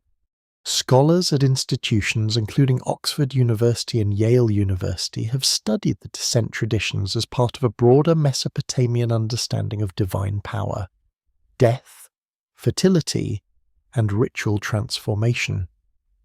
Researchers have noted that the story cannot be reduced to one interpretation. Some emphasize political symbolism, others examine seasonal patterns, cultic traditions, or the relationship between competing divine realms. That open scholarly debate matters because the story is often presented today as if its meaning were obvious. It is not. Ancient audiences may have understood references now lost to us. Ritual performances may have shaped how the tale was heard. Certain symbols might have carried local meanings impossible to recover fully from surviving tablets. Still, the gates remain. 7 gates, in particular, become one of the features that later readers find difficult to forget. Their repetition creates order inside the descent. Inanna does not simply fall into darkness, she moves through stages. Each stage is supervised. Each stage requires surrender. Modern mystical interpretations often seize upon this sequence. They imagine the gates as checkpoints through which a soul must pass after death. Some go further, treating the removal of Inanna's regalia as evidence that spiritual identity is deliberately stripped away by controlling powers. The surviving ancient text does not state this as a universal process for human souls, yet the imagery makes such later speculation easy to understand. A quirky detail deepens the mystery. Inanna prepares for danger before entering the underworld. She gives instructions to a trusted attendant concerning what should happen if she fails to return. This precaution feels surprisingly practical. A goddess approaching death leaves something like emergency instructions. Her caution proves justified. When she reaches the deepest region, she encounters the authorities of the underworld. The story describes judgment, hostility, and a catastrophic reversal of her former status. The radiant goddess who entered with symbols of power is reduced to utter vulnerability.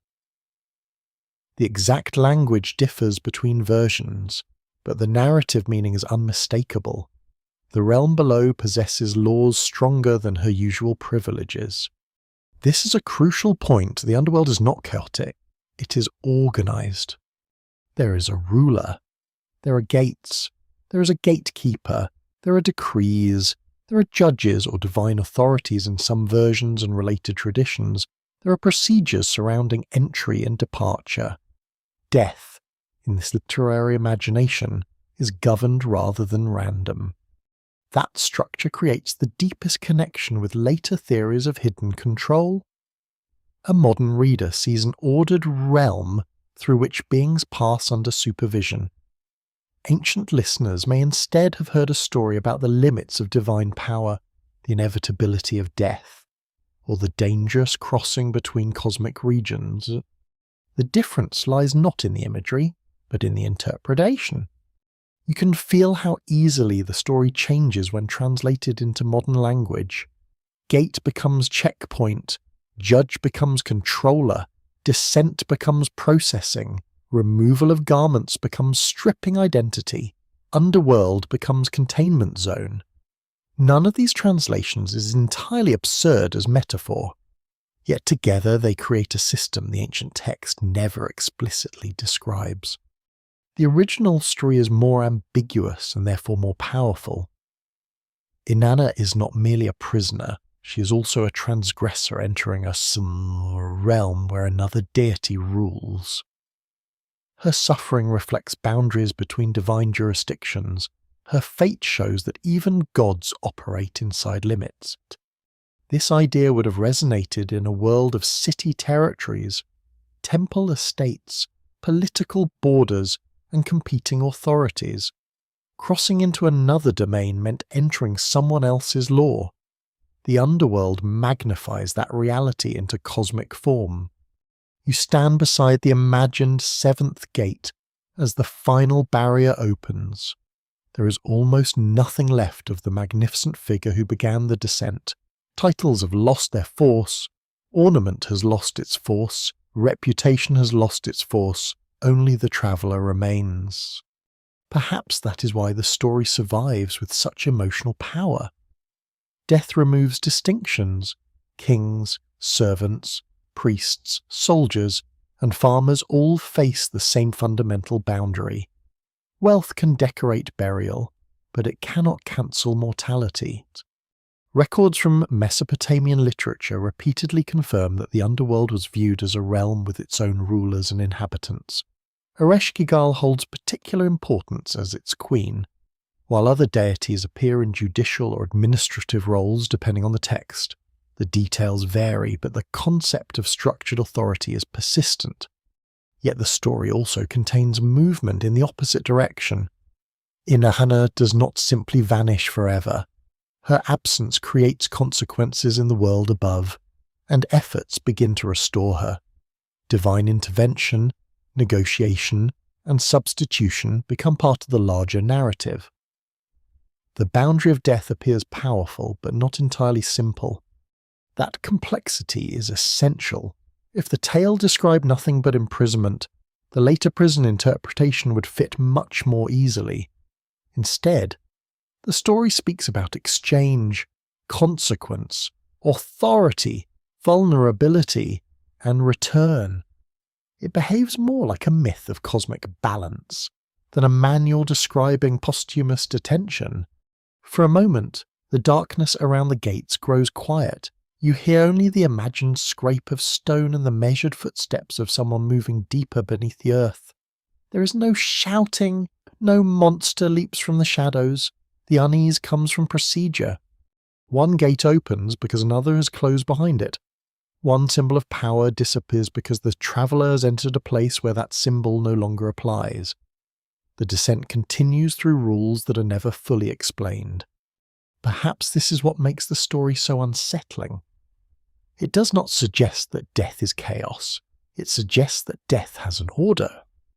And if there is an order, someone must know its rules. The 7 gates become more than a sequence once you begin examining how the thresholds function in ancient religious imagination. A gate separates one condition from another. It marks passage, permission, exclusion, and change. In ordinary city life, gates control who enters after sunset, where merchants pass, where soldiers stand, and where official announcements may be heard. In myth, that same architecture becomes spiritual. Each doorway suggests that movement between realms is never entirely free. You can picture the underworld gates not as grand monuments, but as narrow points of control. Stone walls press inward. Bronze fittings catch faint light. The air feels dry and still. A traveller approaches, waits, answers, surrenders something, and moves through. The process is calm enough to become more unsettling. Nothing appears accidental. Each step seems anticipated by those who administer the passage. Mesopotamian cities depended heavily on controlled entrances. Archaeology from sites across Iraq has shown that city walls and monumental gates could shape both defense and ceremony. Gates were places of law, commerce, display, and political symbolism. A ruler entering through a restored gateway could turn architecture into propaganda. A criminal expelled through a gate could feel the opposite meaning. Passage itself could carry status. This practical background helps explain why mythic gates carry such force. Ancient audiences knew what it meant to stand before a guarded entrance, and they understood that crossing a boundary could place a person under different authority. A city gate was not merely an opening in a wall, it was a statement about who controlled the space inside. 7 gates therefore create 7 moments of recognition. The traveller does not move through darkness without interruption. Each stage confirms that the underworld is layered.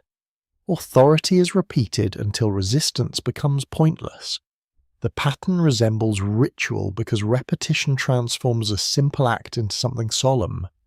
Researchers at Oxford University and Yale University have examined the descent tradition alongside wider Mesopotamian ritual and literary structures. Their work emphasizes that repeated stages often create symbolic progression rather than literal geography.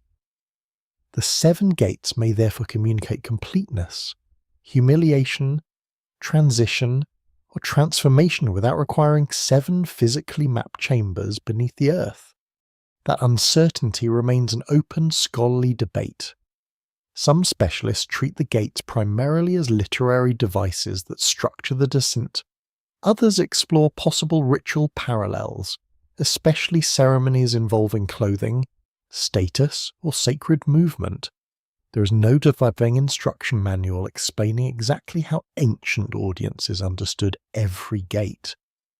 Interpretation depends on comparison, context, and cautious inference. A strange modern theory develops from these gaps. Some fringe writers imagine the gates as energetic barriers surrounding Earth or the afterlife. They propose that consciousness moves through successive zones controlled by non-human powers. Ancient texts do not describe planetary energy grids in such terms, yet the visual similarity between layered gates and layered cosmic barriers makes the comparison attractive to people searching for concealed systems. The number 7 strengthens that attraction. 7 stages feel deliberate in a way that 3 or 5 might not. The sequence appears complete, almost engineered. Modern minds accustomed to security checkpoints, passwords, and restricted access can easily translate the imagery into contemporary concepts, but doing so can quietly replace ancient meaning with modern experience. The ancient gatekeeper deserves attention because gatekeepers are rarely the supreme rulers of a realm. Their power is delegated. They enforce rules established elsewhere. This creates a hierarchy within the story. A traveller may confront one official at the threshold, but another authority stands behind that official. The gate therefore becomes evidence of structure, not merely obstruction. You begin to see why later readers describe the underworld as administrative. A ruler presides. A gatekeeper controls access. Messengers carry information. Judges appear in related traditions. Entry follows procedure. Even departure can require negotiation. The realm resembles an institution because ancient societies understood power through institutions. Still, the ancient imagination does not treat every gate as inherently sinister. Gates can protect sacred spaces. They can separate purity from danger. They can mark transition into temples, palaces, cities, and ceremonial precincts. To pass through a gate can mean entering protection as easily as entering captivity. This dual meaning is important. Control and safety often use the same architecture. A locked door protects someone inside while excluding someone outside. A city wall shelters residents while limiting movement. An underworld gate can prevent escape, but it can also preserve the boundary between living and dead. Records confirm that Mesopotamian ritual specialists were deeply concerned with maintaining boundaries. Illness, impurity, hostile spirits, and disorder could be imagined as violations of proper separation. Rituals restored distinctions between safe and dangerous, sacred and ordinary, human and supernatural. Boundary keeping was therefore not automatically oppressive. It was part of maintaining cosmic stability. The 7 gates fit naturally inside such a worldview. Each threshold may represent another level of separation between worlds that should not casually mix. A living being entering too far risks violating the order that keeps existence stable. The frightening aspect lies in the fact that order does not care about personal preference. One quirky detail appears in Mesopotamian protective magic. Doorways themselves could receive protective figures, inscriptions, or ritual attention because entrances were considered vulnerable points. Archaeologists have found small figurines buried beneath thresholds and floors in later Mesopotamian houses. These objects were intended to guard occupants from harmful supernatural forces. Even ordinary doors could become cosmic borders in miniature. That detail changes the emotional tone of the underworld gates. A threshold is not neutral. Something may be kept out, and something may be kept in. Protection always raises the question of direction. For a moment, you imagine standing between two gates. The one behind you has already closed. The one ahead remains shut. You occupy a narrow space where neither realm fully claims you. The silence is complete. Such spaces appear repeatedly in human ritual because transition creates uncertainty. Anthropologists often describe transitional states as liminal, though the ancient Mesopotamians expressed the idea through their own rituals and stories rather than modern terminology. A person crossing from childhood to adulthood, life to death, outside to inside, or ordinary space to sacred space temporarily occupies an unstable position. Gates give that instability physical form. The sevenfold descent intensifies the effect. One transition becomes many. Identity is reduced step by step. There is time to notice each loss. There is time to understand that returning may not be simple. Modern soul facility theories interpret this process as deliberate stripping of memory or power. They imagine a consciousness entering successive barriers until it forgets its origin and accepts reincarnation. The Mesopotamian text does not say this. No surviving line explains that human souls lose memories at 7 checkpoints before returning to Earth. Yet the theory borrows emotional truth from the myth. Passing through controlled thresholds does feel like surrender. Losing symbols of identity does feel like reduction. Entering a realm governed by another authority does feel like loss of autonomy. The modern interpretation grows from ancient imagery even when it exceeds ancient evidence. This distinction does not make the imagery less powerful. If anything, it makes it more interesting. You're watching how mythology survives by changing shape. A Bronze Age audience may hear one set of meanings. A modern audience hears another. The same gate stands between them. Perhaps that is why 7 gates continue to haunt discussions about hidden controllers. They offer structure without complete explanation. They suggest stages without revealing the entire mechanism.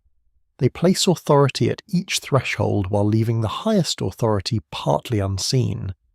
The deeper question is not whether a literal 7-gate prison surrounds the human soul. The deeper question is why ancient people imagined death as movement through controlled boundaries at all. Their answer may have been simple. Every meaningful realm has an entrance, and every entrance belongs to someone. In the darkness, another gate opens. Nothing rushes toward you. No voice explains what lies beyond. The passage is simply permitted. And sometimes permission can feel more mysterious than force. Beyond the gates, the imagery becomes more formal. You're no longer standing at a threshold, but inside a realm where judgment itself becomes visible. Mesopotamian traditions describe divine authorities who participate in decisions concerning the dead, cosmic order, and the consequences of crossing sacred boundaries. Their exact identities vary from text to text, yet the pattern is unmistakable. The underworld is not merely a destination, it is a jurisdiction. The most powerful figure in that realm is Ereshkigal, the great queen below. She governs a domain that even other gods approach carefully. Her authority feels different from the splendor of the heavens because it is tied to finality, distance, and the silence of the dead. She does not need to conquer the world above. Her power rests in the fact that all mortal life eventually reaches her territory. Beside her appear other divine figures associated with judgment. Some texts refer to assemblies of underworld gods, while others describe groups who pronounce decisions or witness the fate of those entering the realm. Their presence has encouraged later readers to imagine a tribunal of controllers. The idea is understandable because judgment naturally suggests administration, and administration suggests hierarchy. Records confirm that Mesopotamian legal culture placed enormous importance on witnesses, oaths, testimony, and formal decisions. Courts could hear disputes over property, marriage, debt, inheritance, and violence. Written documents preserved agreements. While divine names might appear in oaths intended to guarantee truthfulness, justice therefore belongs simultaneously to human institutions and sacred authority. This legal culture provides a natural model for divine judgment. If earthly disputes require witnesses and authorities, cosmic dispute can be imagined in similar terms. Gods sit where judges sit, decrees carry weight, boundaries are enforced. A person entering the realm below encounters not chaos, but a court-like structure understood through familiar social experience. You can picture the scene with almost no movement. A dim chamber opens beyond the final passage. Figures sit in stillness rather than pacing like guards. Their power comes from recognition rather than force. A decision is spoken. Someone records it. The traveller waits while an authority determines what comes next. This atmosphere helps explain why modern theories identify such figures as controllers. A controller does not need to attack. A controller decides. The word itself suggests authority over movement, identity, memory, or destiny. When ancient judges are removed from their original religious context, they can easily be recast as administrators operating a hidden system. Yet the ancient texts remain less precise than these theories imply. There is no single preserved document naming 7 permanent beings who process every human soul in the same way. The number 7 appears in divine groupings, but membership is not always stable. Underworld judges appear, but their roles vary. The modern concept of 7 controllers emerges by combining separate motifs.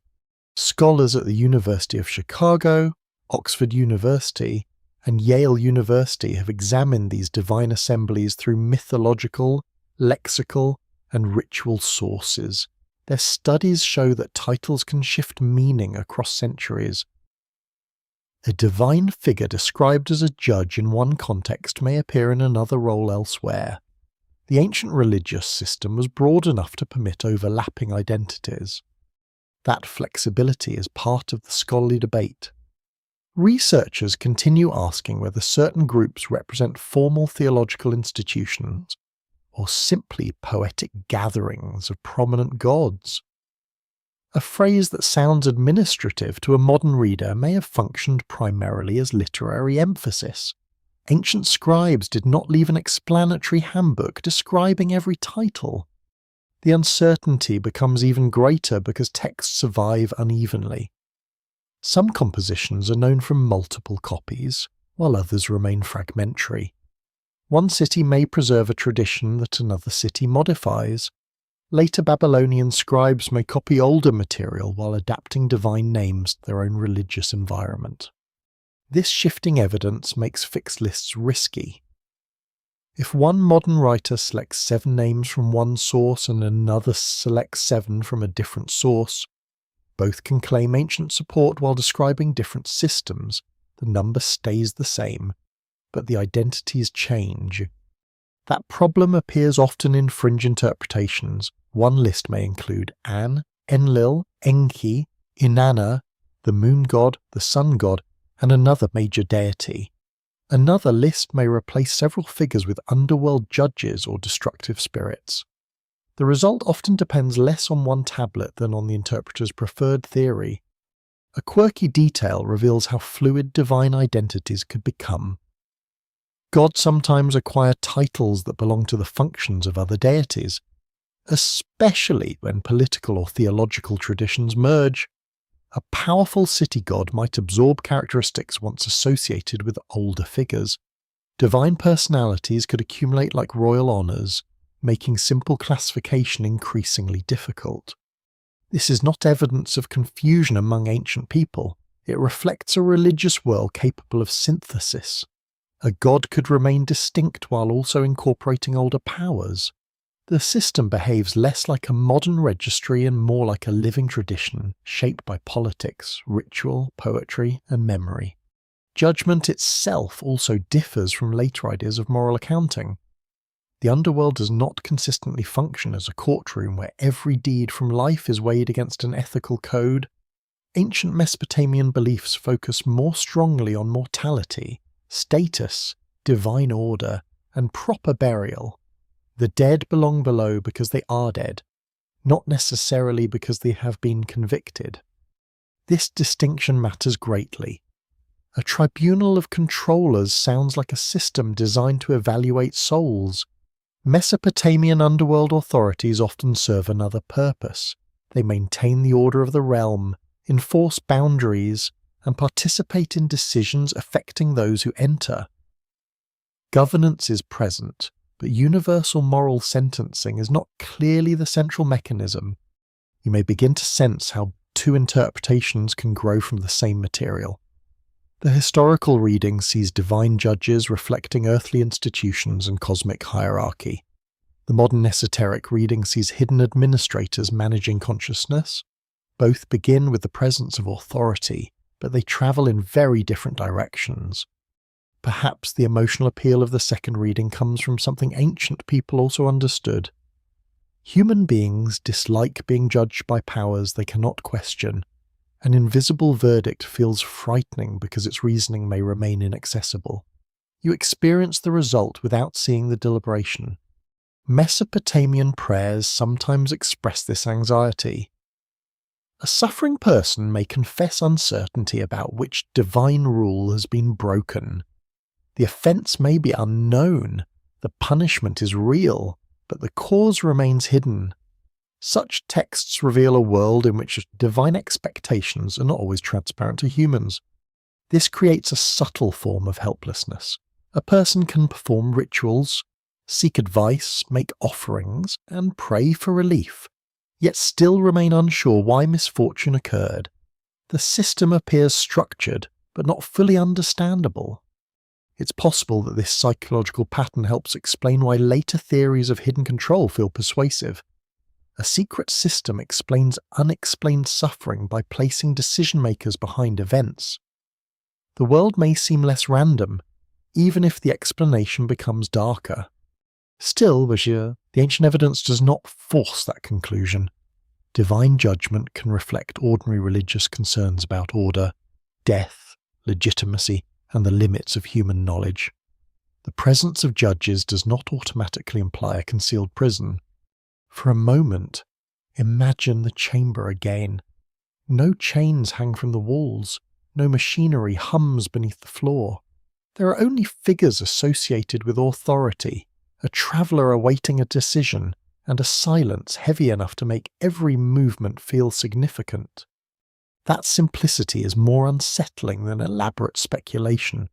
It suggests that ancient people did not need complicated mechanisms to imagine control. A decree was enough, a gate was enough, a recognized authority was enough. And perhaps that is why the image of judges beyond the gates has survived so powerfully. The human fear beneath it is universal. Somewhere there may be a decision about you, made by beings who understand rules you do not. At this point the mystery changes shape, because the most important tablet may not exist in the form people imagine. There is no accepted Sumerian document that simply states Earth is a sole facility managed by 7 permanent controllers. The phrase itself belongs to modern interpretation, not to a known line translated directly from a museum tablet. That does not end the investigation. It makes the investigation more interesting. Because now you must ask how such a confident claim could arise from genuine ancient material. The answer begins with fragments. Mesopotamian literature survives in damaged tablets, partial copies, later recensions, lexical lists, hymns, incantations, myths, ritual texts, and administrative records. Each piece belongs to a particular setting. Yet modern alternative writers often gather material from different centuries and genres, then place those fragments side by side as if they came from a single lost document. A divine council appears here. 7 judges appear elsewhere. Human creation for labour appears in another text. A modern theory connects them into one system. This method can feel persuasive because every ingredient may have some ancient basis. The problem lies in the assembly. Imagine finding several authentic stones from different buildings, then arranging them into a doorway. The stones are real, the doorway may not be. Scholars at institutions such as the University of Pennsylvania, Yale University, and Oxford University work differently. They begin with provenance, language, scribal date, textual parallels, and archaeological context. A tablet from one city cannot automatically explain a composition from another period. A later Babylonian copy may preserve older traditions, but scholars still ask, which elements belong to which stage? That process can appear frustratingly cautious to people who want dramatic conclusions, yet caution is essential when dealing with damaged sources. One sign can have several possible readings. A broken line may be restored differently depending on parallel copies. A divine title may change meaning across centuries. Even the order of fragments can sometimes be debated. You can imagine a scholar seated beneath white museum lights, turning a small clay fragment carefully beneath a magnifying lens. The piece may preserve only a few lines. One edge is missing, another has been crushed. The scholar compares photographs, hand copies, sign lists, grammar, and known parallels. Nothing about the process resembles discovering a secret manifesto. It resembles patient reconstruction. Records confirm that major collections in Philadelphia, London, Istanbul, Berlin, and other cities contain enormous numbers of Mesopotamian tablets and fragments. Many have been published, catalogued, translated, and re-examined repeatedly. Some remain difficult to interpret, while others are still waiting for complete scholarly treatment. The sheer volume of material creates room for both genuine discovery and misunderstanding. This is where a quirky detail enters. Tablet fragments from the same original document can sometimes end up in different museums or collections. Scholars may identify a join decades later by noticing that two broken edges match, or that the text continues perfectly across separate pieces. A lost sentence can suddenly return because the two pieces of clay finally meet again. Such discoveries are real, and they encourage the imagination. If forgotten fragments can be reunited, perhaps a hidden revelation is still waiting in storage. That possibility cannot be dismissed entirely. New readings and joins continue to improve understanding, but possibility is not evidence, and an unpublished fragment cannot be used to support a specific claim unless its content is actually known. The modern soul facility narrative usually relies on a chain of reinterpretations. Humanity is created for divine labour, so human beings become a manufactured workforce. Divine assemblies decide fate, so they become controllers. Underworld gates regulate passage, so they become checkpoints. Judges govern the dead, so they become processors of souls. Ritual offerings sustain gods, so they become energy extraction. Each step transforms metaphor into mechanism. The final theory may sound ancient because its vocabulary comes from ancient texts, yet its structure is modern. This distinction is central to historical method. Ancient people can believe something strange without believing everything modern readers associate with it. A myth describing human labour does not automatically imply biological engineering. A divine gate does not automatically imply a frequency barrier. A ghost does not automatically imply a recyclable soul. The scholarly debate becomes especially sharp around translation. Some terms have no perfect English equivalent. A word connected with spirit, destiny, divine power, or underworld existence may require several pages of explanation. Popular retellings often choose one dramatic English word and treat it as exact. Meaning narrows, and certainty grows. Perhaps you've seen this happen in other fields. A complex technical term becomes a simple headline. The headline is repeated. Someone quotes the headline without checking the original study. Eventually, the simplified version feels more familiar than the actual evidence. Ancient history is particularly vulnerable because few readers can independently read cuneiform. Most people depend on translations. That dependence creates a gap between source and audience. Into that gap can enter sincere misunderstanding, ideological interpretation, commercial storytelling, or simple repetition. One widely repeated claim may cite a tablet number without giving its museum context. Another may quote a supposed translation with no identifiable scholarly addition. A third may combine Sumerian names with later religious concepts and present the result as one ancient doctrine. The appearance of precision can make the claim feel authoritative even when the chain of evidence is weak. This does not mean alternative interpretations must be mocked. Some begin with real questions. Why are humans created for labour in certain myths? Why do divine councils decide fate? Why does the underworld have gates and judges? Why does 7 recur so often? These questions deserve serious attention. The difficulty comes when unanswered questions are converted into definite conclusions. Mystery becomes certainty. Possibility becomes translation. Symbol becomes technology. An open scholarly debate remains over how much older oral material lies behind surviving written compositions. A tablet copied in the 2nd millennium before the Common Era may preserve themes that circulated much earlier. Scholars can sometimes trace this through language and parallels, but oral history leaves fewer footprints than written tradition. This uncertainty means some ancient ideas may indeed be older than the surviving tablets. Yet age alone does not validate modern reconstruction. A tradition can be ancient and still mean something different from what later readers imagine.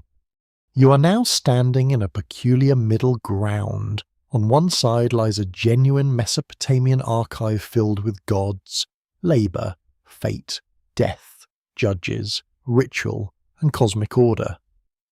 On the other lies a modern narrative describing Earth as a managed soul facility. The two are connected, but not identical. Perhaps the most unsettling part is how little fabrication is required to create the illusion of a single hidden tablet. You only need real fragments, real divine names, real underworld imagery, and a confident narrator willing to remove the spaces between them. The gaps disappear, a system appears. But history lives inside those gaps. The missing context matters, the changing centuries matter, the different cities matter, the language matters, the fact that one text is myth while another is ritual matters. Without those dead actions, ancient Mesopotamia becomes a blank screen onto which almost any theory can be projected. For a moment, imagine a tablet lying beneath museum glass. Visitors pass quietly beside it. The clay is small, brown, and unremarkable. Its signs say exactly what they say, no more and no less, around it. Centuries of interpretation gather like dust. The hidden truth may not be that one forbidden tablet reveals everything. It may be that modern people desperately want one tablet to do so. Your attention turns from individual tablets to the way modern systems are built from scattered pieces. A fragment of myth appears in one collection. A numerical pattern appears in another. A later religious text introduces a similar image centuries later. A modern writer notices the resemblance and places the pieces together. Very quickly, a new structure begins to emerge. One that feels ancient because nearly every component has an ancient origin. The process is rarely deliberate deception. More often, it begins with pattern recognition. Human beings are exceptionally skilled at finding connections, especially when symbols repeat across cultures. 7 rulers, 7 gates, 7 heavens, 7 wandering stars, and 7 stages of passage can seem too similar to ignore. Once those patterns are placed side by side, the mind naturally searches for a single hidden source behind them. This method is powerful because it creates coherence where history usually offers complexity. Ancient traditions are messy. They change across centuries. Cities, languages, and political systems, different communities inherit old stories. Preserve some details, discard others.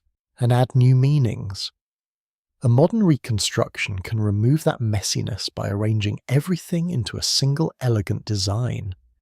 Elegance, however, is not proof. Researchers at universities such as Stanford University, Yale University, and Oxford University repeatedly emphasize the importance of chronology when comparing religious traditions. Similar ideas separated by hundreds of years may reflect influence, independent development, or simple coincidence. The closer the dates and cultural contacts, the stronger the case for connection. The farther apart they are, the more carefully any proposed relationship must be tested. This sounds almost painfully cautious, but chronology protects history from becoming mythology about mythology. Without it, a symbol from late antiquity can be projected backward into Sumerian religion. A medieval mystical concept can be treated as evidence for a Bronze Age belief. A modern spiritual term can be inserted into an ancient translation until the original text begins speaking a language its scribes never knew. The number 7 provides an ideal example. It appears in Mesopotamian texts, but it also appears in many later religious and cosmological traditions. 7 can describe heavenly levels, sacred days, planetary bodies, ritual stages, or divine figures. A modern interpreter may assume all these 7s preserve one primordial system. Another scholar may see several traditions developing independently around a memorable and symbolically useful number. The debate remains open whenever evidence of direct transmission is incomplete. Historians ask whether texts, trade networks, migrations, political conquest, or scribal communities could have carried particular ideas from one culture to another. Similarity alone is suggestive, but not decisive. Two societies can develop comparable symbols without sharing a single hidden doctrine. A quirky example comes from ancient lists. Mesopotamian scribes loved categorizing the world, but not every list was meant to encode secret philosophy. Some catalogues are practical, others educational, and others theological. Yet to a modern eye, any carefully ordered list can look like part of a larger system. 7 names written together may seem like 7 cosmic offices, when they may simply belong to a scribal exercise. The same transformation happens with divine titles. A god called Judge in one composition may become a controller in modern retellings. A gatekeeper becomes a warden. A divine ordinance becomes a program. A ritual cycle becomes a processing cycle. The change occurs through vocabulary rather than evidence. Language does more than describe a theory, it builds one. Imagine replacing ancient words with modern technical terms one at a time. Temple becomes facility. Divine assembly becomes command structure. Fate becomes programming. Offering becomes energy transfer. Underworld becomes containment zone, rebirth. When borrowed from later traditions, becomes recycling. Soon the story sounds like a hidden technological system, even though the source material remains religious and mythological. This technique is especially persuasive because modern technical language carries an aura of precision. A machine has functions, a system has components, a facility has a purpose. Once ancient symbols are translated into that vocabulary, ambiguity disappears. The story begins to feel engineered. Ancient texts themselves are often far less precise. Myth thrives on layered meaning. A god can be a person, a force, a political symbol, and a cultic presence at the same time. A journey can describe geography, ritual, status, or transformation. A number can organize a story without revealing a secret code. Modern reconstruction tends to flatten those layers. It asks each symbol to perform one fixed job within a larger system. 7 becomes 7 controllers. Gates become 7 checkpoints. Humanity becomes a workforce. Death becomes processing.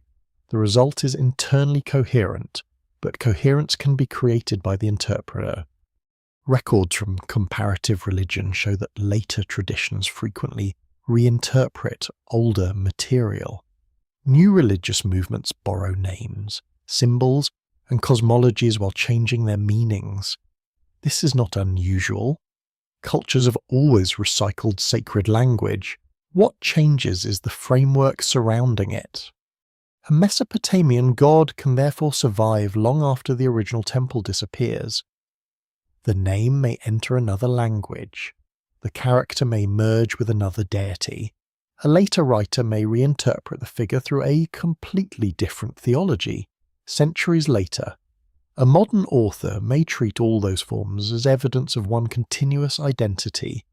That continuity may sometimes be real, but it cannot simply be assumed. Every stage requires evidence. The most dramatic modern systems often combine Mesopotamian religion with ideas from later Gnostic traditions. Gnostic writings from the early centuries of the Common Era include concepts involving flawed cosmic rulers, hostile powers, hidden knowledge, and liberation from a deceptive material order. These themes sound remarkably compatible with modern prison world theories. The chronological gap is enormous. Sumerian literary traditions reach back thousands of years earlier. By the time Gnostic movements appear, Mesopotamian civilizations have undergone immense political, linguistic, and religious transformation. Cultural influence across the ancient Near East is certainly possible, and scholars study those connections seriously, but similarity does not turn later theology into a direct translation of Sumerian belief. This is where modern narratives often perform their most important fusion. The Mesopotamian gods provide ancient names. Gnostic cosmology provides the idea of hostile rulers trapping spiritual beings. Later astrology supplies planetary correspondences. Modern conspiracy language supplies the concept of control. The final system feels ancient because each layer contributes something old. Yet the complete structure is new. You can imagine it like a mosaic assembled from stones taken from several ruined temples. Each stone is authentic. Some may even belong to related traditions, but the finished image reflects the hand of the modern artist. Perhaps this is why the theory can survive historical criticism so easily. If one connection fails, another remains. Remove one questionable translation, and the number 7 still appears elsewhere. Remove one supposed controller and another divine figure can take the vacant place. The system adapts because it was never dependent on one original document. This flexibility has both its strength and its weakness. A theory that can absorb almost any evidence becomes difficult to disprove, but also difficult to verify. Contradictions can be explained as corruption, concealment, or later, distortion. Missing evidence becomes evidence of suppression. Every gap can be turned into confirmation. Scholars approach gaps differently. An absence remains an absence until new evidence appears. A damaged passage may permit possibilities, but it cannot support unlimited conclusions. This restraint can feel less exciting, yet it preserves the distinction between what is known and what is imagined. Perhaps the hidden system is not hidden because someone concealed it. Perhaps it appears hidden because it was assembled across time by people searching for a pattern. The idea does not become meaningless simply because it is modern. Modern myths can reveal genuine fears about authority, mortality, freedom, and the purpose of human life. They tell you what people need ancient texts to explain. That may be the deeper discovery. The fragments speak about gods, kingship, labour, death, and order. Modern readers connect them into a theory of control, because control remains one of humanity's oldest anxieties. The pieces are ancient. The system may not be. The 7 controllers finally begin to acquire names, but the list is less stable than modern retellings often suggest. Different writers choose different divine figures depending on which tablets, later traditions, or symbolic systems they prefer.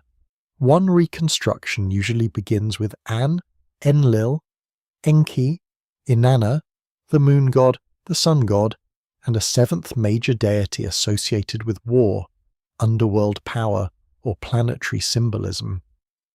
The exact identity of that final position often changes, which immediately reveals that no single ancient roster controls the theory. An usually stands near the top because he represents the high heaven and carries immense theological prestige. In many traditions, his authority is remote rather than constantly active. He can symbolize the highest level of divine legitimacy, the distant source from which other forms of power descend. Modern theories often transform this elevated position into supreme command, imagining him as the ruler above the other controllers. The ancient evidence supports his extraordinary status, but not the idea that he supervises a planetary soul-processing system. Enlil usually follows because his association with command and kingship, store, and divine decree makes him appear more directly administrative. Ancient texts portray him as a figure whose decisions can affect cities, rulers, and humanity itself. This makes him an obvious candidate for anyone searching for a cosmic governor. Yet his role changes across compositions. He is not merely hostile, nor does he function consistently as humanity's enemy. He can grant kingship, protect order, or bring destructive consequences depending on the story. Enki enters the modern list for almost opposite reasons. He is associated with wisdom, fresh water, craftsmanship, cleverness, and creative problem-solving. In many literary traditions, he protects humans or finds ways around harsh decisions. That makes his inclusion as a controller somewhat awkward. Some modern writers therefore recast him as a sympathetic insider, a member of the ruling structure who secretly helps humanity. Others treat him as another architect of the system itself. This disagreement is revealing. A controller theory needs clear villain, but Mesopotamian gods rarely behave with such consistency. Divine characters can be generous in one text and dangerous in another. Their actions depend on cosmic balance, local theology, narrative purpose, and political tradition. Turning them into fixed personalities requires simplifying material that was never simple. Inanna, known in later Akkadian tradition as Ishtar, is often included because of her immense importance and her association with Venus. Her divine sphere includes love, sexuality, conflict, political power, and celestial identity. Modern systems sometimes cast her as a controller of desire, emotion, or reproduction. This sounds orderly, yes, but the categories belong more to modern psychology than ancient theology. The moon god is often assigned another position, known under different names across Mesopotamian languages and periods. He governs the lunar cycle and carries great religious importance in cities such as Ur and Haran. The moon regulates calendars, ritual timing, and the visible rhythm of months.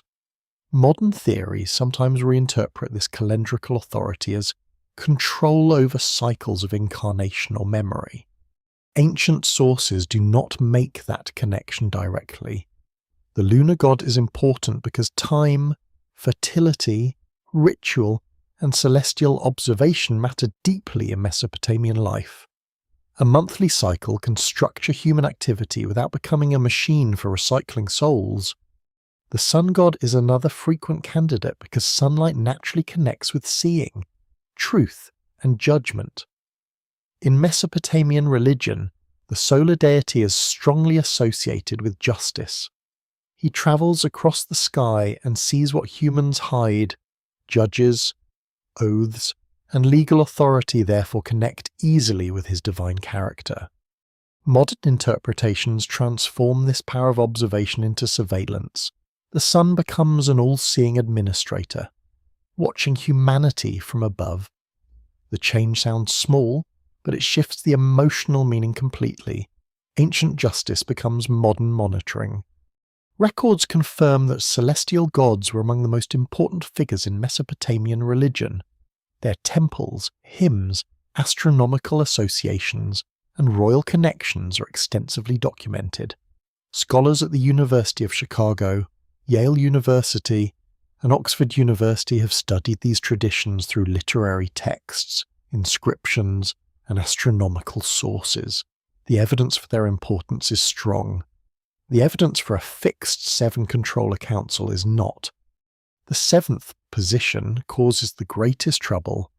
Some lists place Nergal there because of his associations with war, plague, heat, and the underworld. His grim character fits modern expectations of a controller better than many other gods. Other lists prefer Ninurta, a powerful warrior and agricultural deity. Some choose Marduk, whose prominence rises dramatically in Babylonian tradition. Others replace the seventh position with a divine figure drawn from later astrology or underworld mythology. This instability creates an open scholarly problem for anyone claiming an ancient sevenfold system. If the original Sumerians named 7 controllers, why does the list change so easily? Historians can explain shifting divine groups through local tradition and political history. A modern conspiracy model must explain why its central roster lacks stable ancient evidence. A quirky detail makes the problem even stranger. Mesopotamian divine lists can contain hundreds or even thousands of divine names, titles, manifestations, and local forms. Ancient scholars were capable of arranging enormous theological catalogues with great precision. If they had possessed a universally important group of exactly 7 permanent planetary rulers, you might expect their list to preserve that structure consistently. Instead, divine organization remains fluid. This does not mean groups of 7 are invented. They are not. Mesopotamian texts genuinely contain important sevenfold groups. The difficulty lies in assuming that every 7 belongs to one hidden council. 7 sages are not automatically 7 judges. 7 dangerous spirits are not automatically 7 major gods. 7 gates are not automatically 7 planets. Modern theories often solve this by treating all sevenfold patterns as masks of the same system. The sages become teachers working for the controllers, the judges become their legal officers, the planets become their visible symbols, the gates become their checkpoints. Every 7 is absorbed into one structure. That approach creates impressive coherence, but coherence arrives only because differences are removed. Ancient distinctions disappears. You can feel the temptation to accept the pattern. 7 names, 7 functions, 7 heavenly bodies, 7 gates, 7 levels. The symmetry is beautiful. It feels almost architectural. Human minds are drawn towards structures that close neatly around themselves. But ancient religion often behaves more like a living city than a perfect temple plan. Streets bend, buildings are rebuilt. Old sanctuaries survive beside newer ones. Gods merge, divide, arise in importance, and inherit titles from others. Theology grows through centuries of splitty change. Perhaps that is why the 7 controller idea feels simultaneously ancient and modern. The names are ancient, the roles are ancient, the cosmic hierarchy is ancient, the fixed system assigning each being a permanent controlling function is much younger. For a moment, imagine 7 seats arranged inside a dark celestial chamber.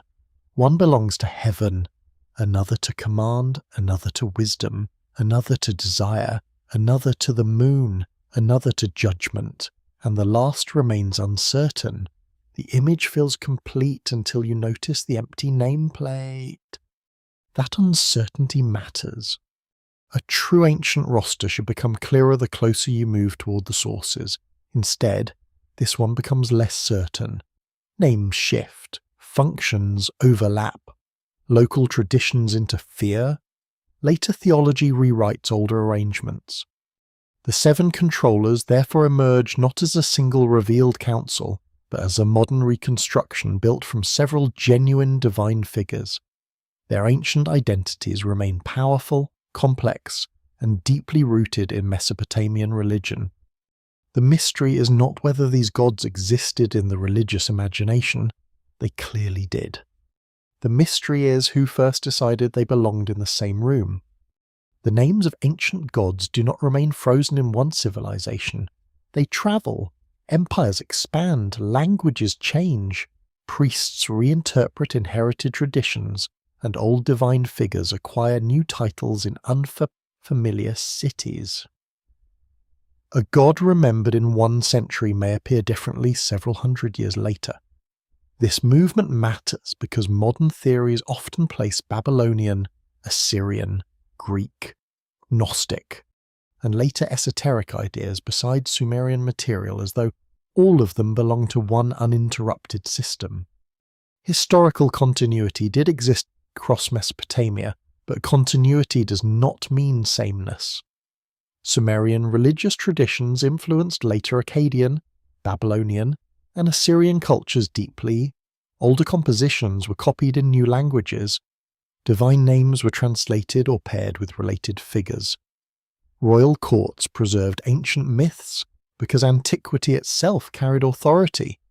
A story could survive while its meaning slowly changed. You can imagine a scribe in Babylon copying a composition already ancient in his own lifetime. The clay beneath his hand is new, but the words belong to a much older world. Some names remain familiar, others require explanation. A teacher supplies commentary. A student learns not only language, but inherited theology.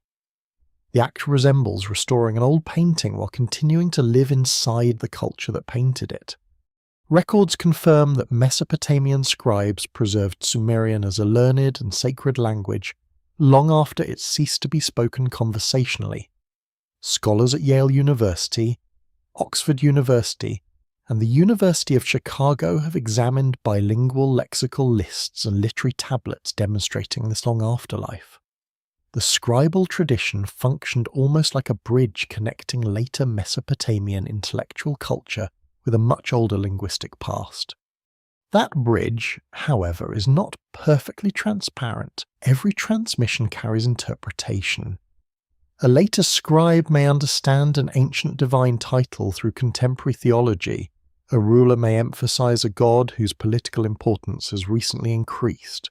A temple may preserve an old ritual while quietly reshaping its meaning. Babylon provides one of the clearest examples through the rise of Marduk. As Babylon grows politically, Marduk grows theologically.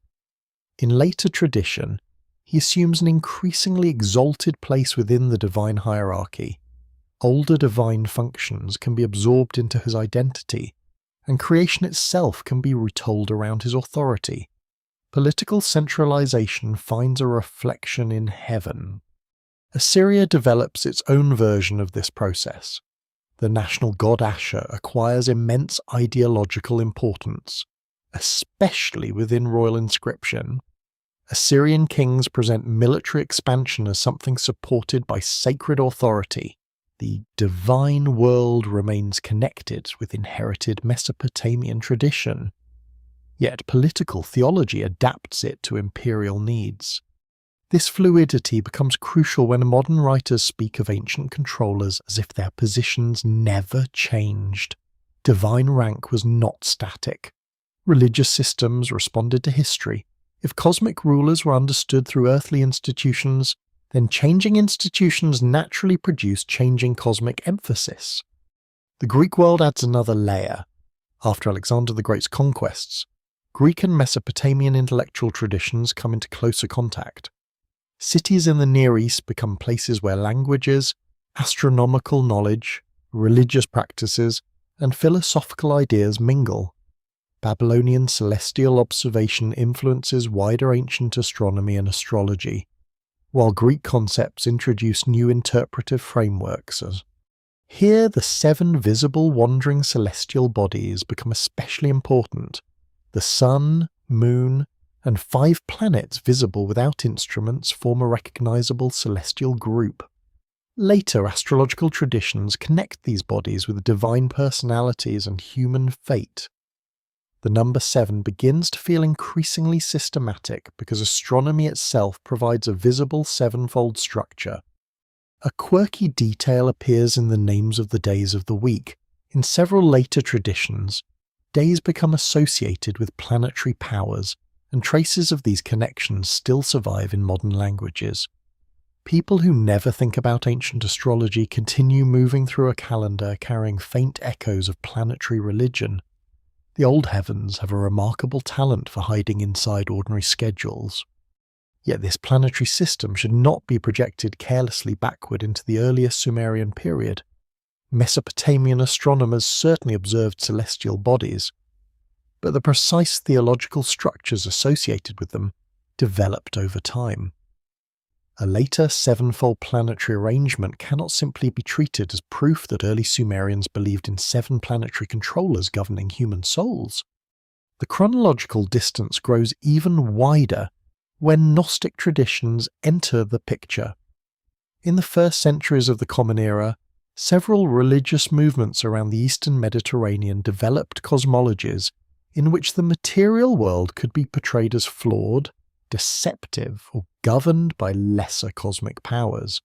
Some writings describe rulers who stand between humanity and a higher spiritual reality. These beings are often called archons in modern scholarship, a Greek term referring broadly to rulers or authorities.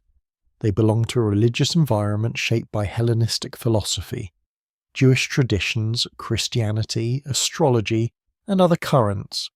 Their role can vary considerably between texts. Some systems imagine hostile powers, others portray ignorant rulers rather than purely evil ones. The similarity to modern prison world theories is obvious. Humanity possesses a higher spiritual origin. Lesser rulers govern the material realm. Knowledge becomes a path toward liberation. Cosmic authorities obstruct awakening. This sounds much closer to the modern soul facility idea than most Sumerian texts do. That resemblance creates one of the most important scholarly debates in the entire discussion. To what extent did later Gnostic cosmologies inherit older Mesopotamian ideas through astrology, Near Eastern religion, or broader cultural transmission? Scholars agree that ancient Mediterranean cultures influenced one another extensively. What remains difficult is tracing specific concepts across many centuries with enough evidence to establish direct descent. Similarity alone cannot solve the problem. A ruler in one tradition is not automatically the same being as a ruler in another. A sevenfold planetary structure can arise because the visible sky itself offers 7 major wandering lights. Different religions may build comparable systems from the same astronomical observation. Modern esoteric writers often remove these chronological boundaries. A Mesopotamian god, a Greek planetary deity, and a Gnostic ruler become 3 names for the same hidden controller. The result creates a grand continuity stretching across thousands of years. It is possible that some symbolic inheritance genuinely connects these traditions. Cultural ideas rarely respect the neat borders modern textbooks impose. Merchants travel, priests migrate, empires conquer, languages borrow, astrologers copy observations, philosophers reinterpret foreign gods, ancient religions full of transmission. But transmission changes what it carries. Imagine a story whispered through 50 generations. The central image may survive while motives, names, and meanings shift. One community hears cosmic order, another hears planetary destiny, another hears spiritual imprisonment. A modern audience then combines all 3 and assumes they were always identical. This is how an ancient god can become a modern controller without any single historical moment announcing the transformation. The change happens gradually through interpretation. The same process affects underworld imagery. A Mesopotamian gate becomes a later planetary sphere. A planetary sphere becomes a spiritual barrier. A divine judge becomes an archon. An archon becomes an extraterrestrial administrator. Each step is understandable within its own intellectual environment. Taken together, They create the appearance of one hidden tradition. Perhaps the most revealing fact is that ancient people themselves practiced similar reinterpretation. Babylonians reworked older Sumerian material. Greeks identified foreign gods with their own deities. Later religious thinkers borrowed astronomical symbolism while transforming its theology. Modern writers are therefore participating in a very old human habit. The difference is that historical analysis tries to mark each transformation rather than erase it. You can picture the traditions as layers of paint on an old temple wall. The first layer is barely visible. Another culture paints over it. A later generation adds stars, rulers, and symbols. Centuries pass. Someone uncovers all the layers at once and mistakes them for a single original design. The result can still be beautiful. It simply belongs to more than one age. The idea of human captivity becomes more difficult to dismiss emotionally once you stop asking whether chains are visible. Ancient systems of authority rarely require literal restraints to shape human behavior. Obligation can be stronger than walls. Fear of divine displeasure, dependence on harvests, loyalty to family, service to rulers, and expectations surrounding ritual can all bind a person within a structure that feels larger than individual choice. The question is not whether ancient Mesopotamians described themselves as prisoners. They did not. The question is why modern listeners can hear these older stories and recognize the language of confinement inside them. Human life in Mesopotamia was embedded within layers of duty. A child belonged to a household belonged to a neighborhood, city, legal system, and economic network. Farmers depended on canals maintained collectively, merchants depended on contracts and witnesses, soldiers depended on kings, and priests depended on temples, rulers depended on divine legitimacy. Few people could imagine an isolated life completely free from obligation because survival itself was social. This social reality gives ancient myths their structural power. When humanity is described as serving the gods, the idea does not appear in an empty world. It reflects a civilization where service already organizes daily life. A servant may owe labor to a household, a tenant may owe produce, a citizen may owe work to public projects, a ruler may owe ritual service to a god. Obligation moves upward through several levels. Records confirm that Mesopotamian states could require labor for irrigation, construction, military service, and other public needs. Administrative tablets preserve assignments, rations, and work groups with remarkable detail. Scholars at the University of Chicago and Yale University have used these records to reconstruct the practical realities of ancient labor. The result is not a society of universal slavery, but a complex landscape of free people, dependents, servants, debtors, officials, and enslaved individuals.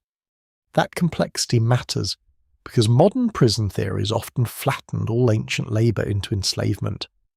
The historical picture is more varied. Some workers received rations as part of institutional service, others held land, managed property, or entered contracts.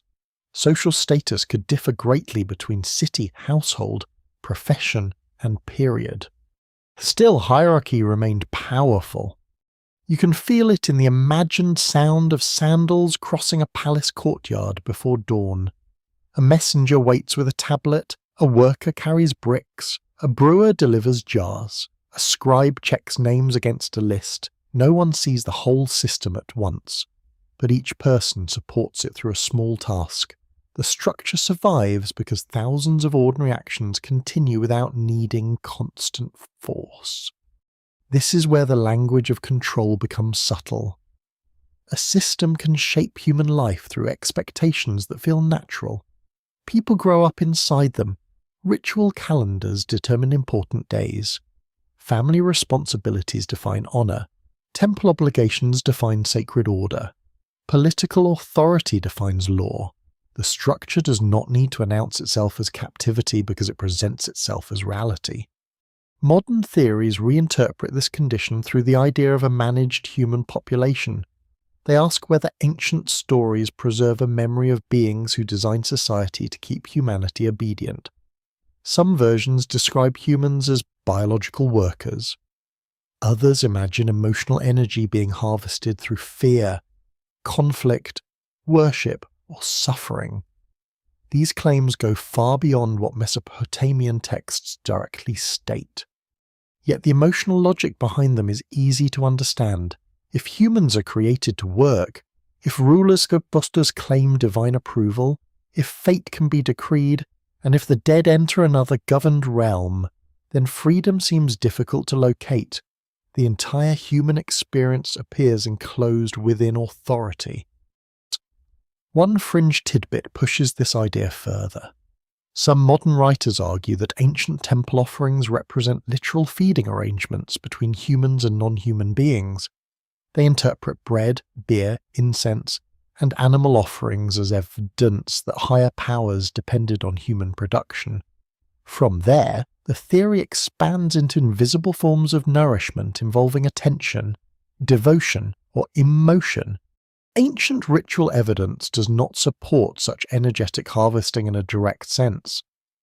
Offerings belong to sacred reciprocity, temple economy, and divine hospitality. Yet the metaphor survives because worship does involve directing attention upward.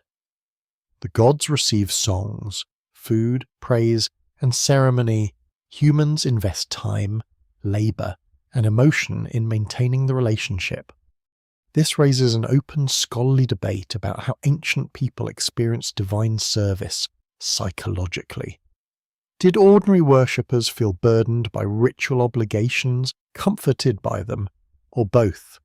The surviving record comes heavily from scribes, temples, and elites, so private emotional experience is difficult to reconstruct.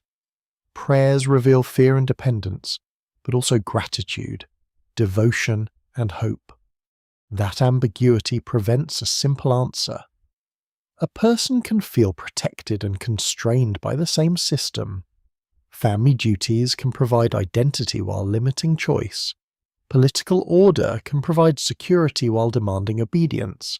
Religion can offer meaning while imposing obligations. Human societies rarely separate these experiences neatly. Perhaps this is where the captivity metaphor becomes philosophically interesting. Prison does not always mean locked doors. It can mean living inside rules you did not choose. By that definition, nearly every ancient person lived within inherited systems of language, class, law, family, and religion. So do modern people? The difference is that modern culture often imagines freedom as the ability to step outside systems. Ancient cultures more often defined freedom through status within them. A free person was not necessarily someone without obligations. Freedom could mean not being owned, not being enslaved, or belonging securely to a recognized household and city. That historical distinction is crucial. Modern prison world theories project contemporary ideals of radical autonomy onto ancient texts. When ancient people describe service to gods, modern readers may hear domination. Ancient worshippers may have heard purpose, order, and protection. Neither perspective can simply erase the other. For a moment, imagine a farmer standing beside a canal during the hottest part of the year. His field depends on water controlled through community labour. His taxes support institutions he cannot ignore. His household depends on harvest success. His prayers depend on gods he believes influence rain, fertility, and health. He is not free in the modern individualistic sense, yet he may not experience his life as imprisonment. His world is relational. The larger question becomes whether humanity's role in Mesopotamian mythology is servitude or participation. The gods require offerings and order. Humans require protection and civilization. The relationship is unequal, but not meaningless. It resembles a hierarchy built from mutual dependence rather than a simple cage. Still, there is something quietly unsettling about being created for a purpose defined elsewhere. Modern listeners sense that immediately. If your existence has a function before you are born, then choice enters the story late. You inherit the system rather than design it. Perhaps that is why soul facility theories resonate so strongly. They transform ordinary existential unease into a cosmic explanation. Why must humans work? Why do we suffer? Why do institutions demand obedience? Why does death remain mysterious? The theory answers by saying the system was built this way on purpose. Ancient Mesopotamian texts never provide that complete answer. They do, however, provide the ingredients of the question. You stand beneath a wide night soul while the city settles into darkness. Somewhere, a temple lamp still burns. Workers sleep beside walls they helped build. Priests prepare for dawn rituals. Families dream beneath roofs, supported by generations of inherited duty. Nothing about the scene looks like a prison. And yet almost everything in it belongs to an order no single person chose. The archaeological record now presses back against the grandest interpretation, not with mockery, but with the quiet patience of evidence. You enter museum storerooms, excavation archives, laboratory reports, and scholarly editions where every claim must survive comparison with objects, dates, language, and context. The atmosphere changes here. Mystery remains, but it must share the room with measurement. A tablet has a fine spot, a material, a script, a grammatical structure, and often a place within a wider archive. Archaeologists study the soil around it, the building where it was found, the ceramics nearby, and the historical level to which it belongs. Philologists study the signs, vocabulary, spelling, and parallels. Historians compare it with inscriptions, legal documents, and literary traditions. A dramatic interpretation must pass through all these filters. This is why professional scholarship can seem slow. A sensational claim may take seconds to repeat, while verifying a single line can require months of work. One damaged sign may need comparison with dozens of copies. One uncertain date may change the cultural setting of a composition. One mistaken identification can send an entire theory in the wrong direction. Researchers at the University of Pennsylvania, Yale University, Oxford University, and the University of Chicago have helped build the modern study of Mesopotamian civilization through excavation, cataloguing, translation, and comparative analysis. Their work does not erase mystery, it narrows the range of responsible interpretation. Records confirm that thousands of Mesopotamian texts can now be read with considerable confidence, especially administrative, legal, lexical, and well-preserved literary documents. This allows scholars to recognize when a supposed translation sounds unlike the actual language of the period. Claims about hidden machines, energy extraction, or soul recycling usually rely on vocabulary that has no straightforward equivalent in the surviving texts. The silence around certain words matters. If an ancient culture possesses detailed terms for grain, silver, land, ritual, disease, stars, gods, contract, and social status, yet lacks clear terminology for a supposed planetary soul processing mechanism, historians become cautious. Absence does not prove impossibility, but it limits what can be claimed as documented belief. You can imagine a clay tablet under angled light. Tiny wedges cast narrow shadows across the surface. A specialist rotates it slowly, checking where one sign ends and another begins. There's no glowing symbol announcing a forbidden truth. There is only language, stubborn and specific. One quirky detail reveals how easily errors can enter popular retellings. Early translations of Mesopotamian texts were sometimes revised significantly as scholars improved their understanding of grammar and vocabulary. A phrase translated one way a century ago may now be rendered differently.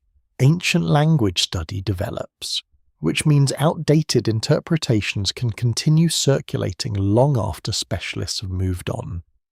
This creates a peculiar afterlife for mistakes. A dramatic old translation appears in a popular book. Another writer copies it. A documentary repeats it. A website removes the scholarly uncertainty. Soon the phrase sounds ancient, even though its wording may reflect an abandoned interpretation. The same problem occurs with museum numbers.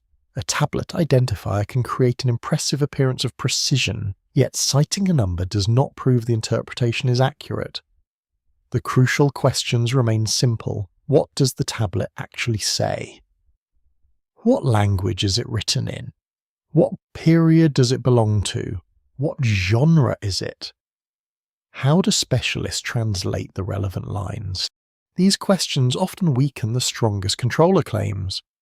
The alleged tablet describing Earth as a soul facility usually dissolves into several different sources once traced carefully. One contributes human labour, another contributes underworld imagery, another supplies divine numbers. The unified document disappears. This is not the same as saying ancient Mesopotamian religion was ordinary. It was not. The authentic material is stranger than many simplified accounts suggest. Gods can possess cities. Divine statues can receive elaborate care. Dreams can carry messages. Omens can guide royal decisions. The dead can require offerings. Celestial events can be read as signs. Archaeology confirms a society where sacred and practical life were deeply intertwined. That reality does not need embellishment to feel unfamiliar. The open scholarly debate lies in interpretation rather than basic existence. Specialists disagree about how literally certain myths were understood, how widely particular beliefs were shared, and how local traditions interacted. They also debate how much ritual practice can be reconstructed from literary texts. These are genuine disagreements grounded in evidence, not proof of academic concealment. The accusation of concealment appears frequently in fringe literature. Some writers suggest museums or universities suppress tablets that would transform human history. Such claims are difficult to support because scholarly publication is highly distributed. Collections exist across many countries. Researchers compete to publish discoveries. Academic careers often benefit from finding something genuinely new. A hidden global agreement would therefore require enormous coordination among institutions, languages, governments, and generations of scholars. That is not impossible in pure logic, but there is no convincing archaeological evidence for such a coordinated suppression. The more ordinary explanation is less dramatic. Ancient texts are difficult. Popular stories simplify them. Repetition strengthens the simplification until it begins to sound like fact. For a moment, you stand inside an excavation trench beneath harsh sunlight. Layers of soil record different periods. A wall belongs to one century. A floor beneath it belongs to another. A tablet found above that floor cannot casually be assigned to the earlier layer. Context matters because archaeology is built from relationships. The same principle applies to ideas. A belief belongs somewhere in a time. A symbol belongs somewhere in language. A divine name belongs somewhere in a tradition. Remove those relationships, and almost any system can be built. This is why archaeology pushes back so quietly. It rarely says that the imagination must stop. It says imagination must show its work. Perhaps the most important discipline is learning to tolerate uncertainty. A broken tablet may never be complete.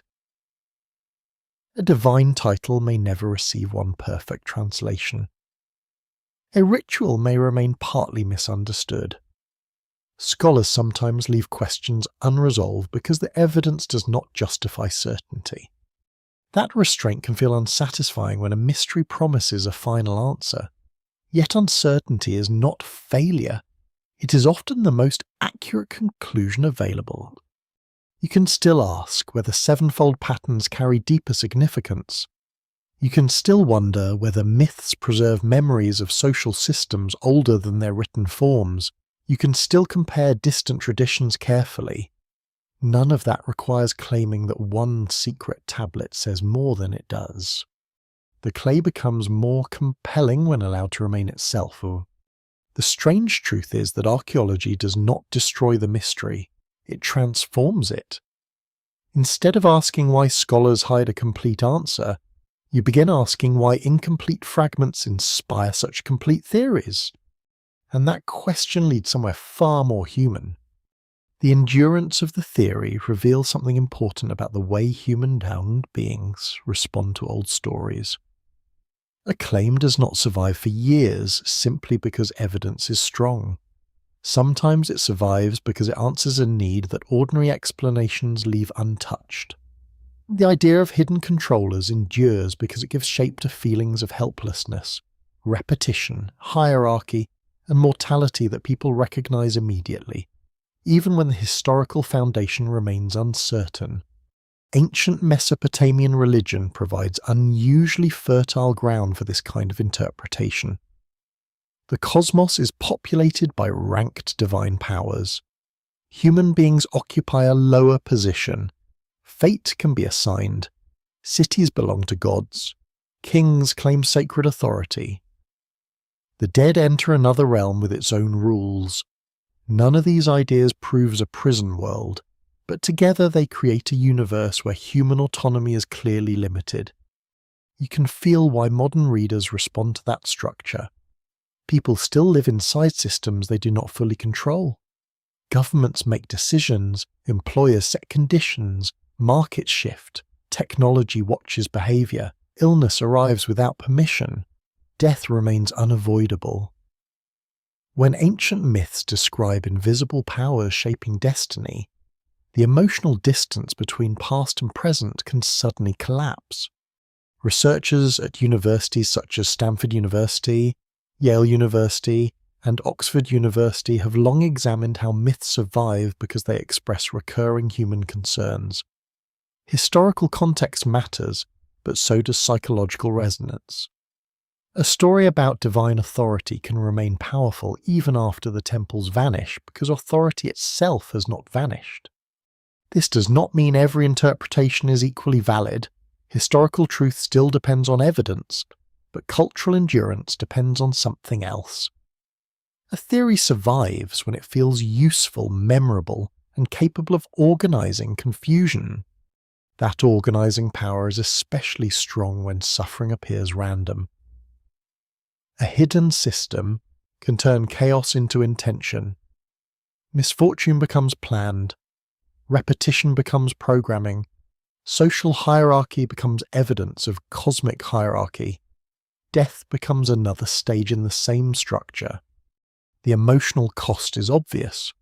A universe governed by hidden controllers may feel more frightening than a universe governed by chance. Yet some people prefer frightening order to meaningless uncertainty. At least a system has a shape. This helps explain why modern prison world theories often become increasingly elaborate. One idea connects to another. Ancient gods become administrators, planets become stations, memory becomes something that can be erased. Reincarnation becomes a cycle imposed rather than chosen. Every unanswered question finds a place inside the model. A quirky detail is that the theory often grows most strongly in digital communities, where fragments of ancient texts circulate without their full scholarly context. A photograph of a tablet appears beside a dramatic translation. A short quotation gains thousands of repetitions. The repetition itself creates authority. Familiarity begins to feel like verification. This is a modern version of an ancient process. Mesopotamian scribes also copied inherited material because repeated tradition carried weight. The difference is speed. A belief once transmitted through generations can now spread across continents in a single night. The theory also benefits from the mystery surrounding cuneiform. Few people can read the script directly. The signs look technical, almost coded. Their visual complexity encourages the impression that hidden knowledge might be buried inside them. A line of wedges can appear more mysterious than a translated sentence about grain delivery, even when that is exactly what it says. This visual distance matters. People often trust what they have. They cannot easily verify if the presentation feels authoritative enough.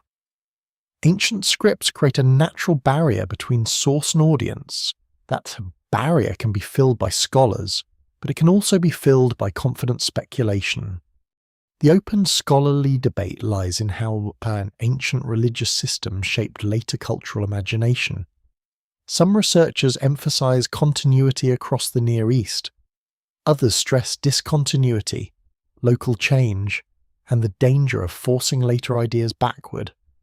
Both approaches agree that traditions evolve rather than remain untouched. That evolution is as essential to understanding why the controller theory feels ancient. It is built from many authentic inheritances. Mesopotamian hierarchy contributes one layer, planetary religion contributes another, Gnostic ideas contribute another, modern conspiracy culture adds yet another.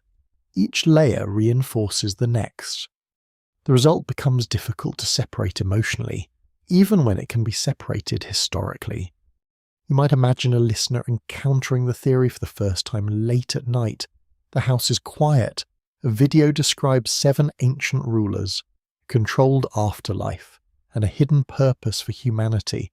The details seem to fit together.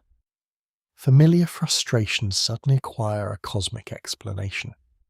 That moment can be powerful because it transforms private unease into a grand narrative. You're no longer simply tired of work, confused by suffering, or afraid of death. You're part of an ancient system. The scale of the explanation makes ordinary anxiety feel meaningful.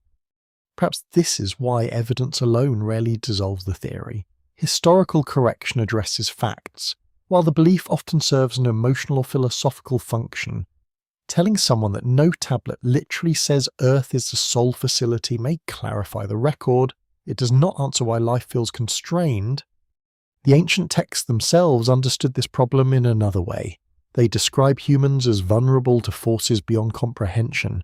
Illness, flood, drought, war, and divine displeasure can transform a life without warning. People respond through prayer, ritual, community, and acceptance of cosmic order. And modern prison theories respond differently. They interpret vulnerability as evidence of design. This shift changes the moral structure of the universe. In ancient religion, divine authority can be dangerous but also necessary. In the modern theory, authority itself becomes suspicious. The system is assumed to exist for the benefit of those who control it. That assumption reflects a more modern relationship with power.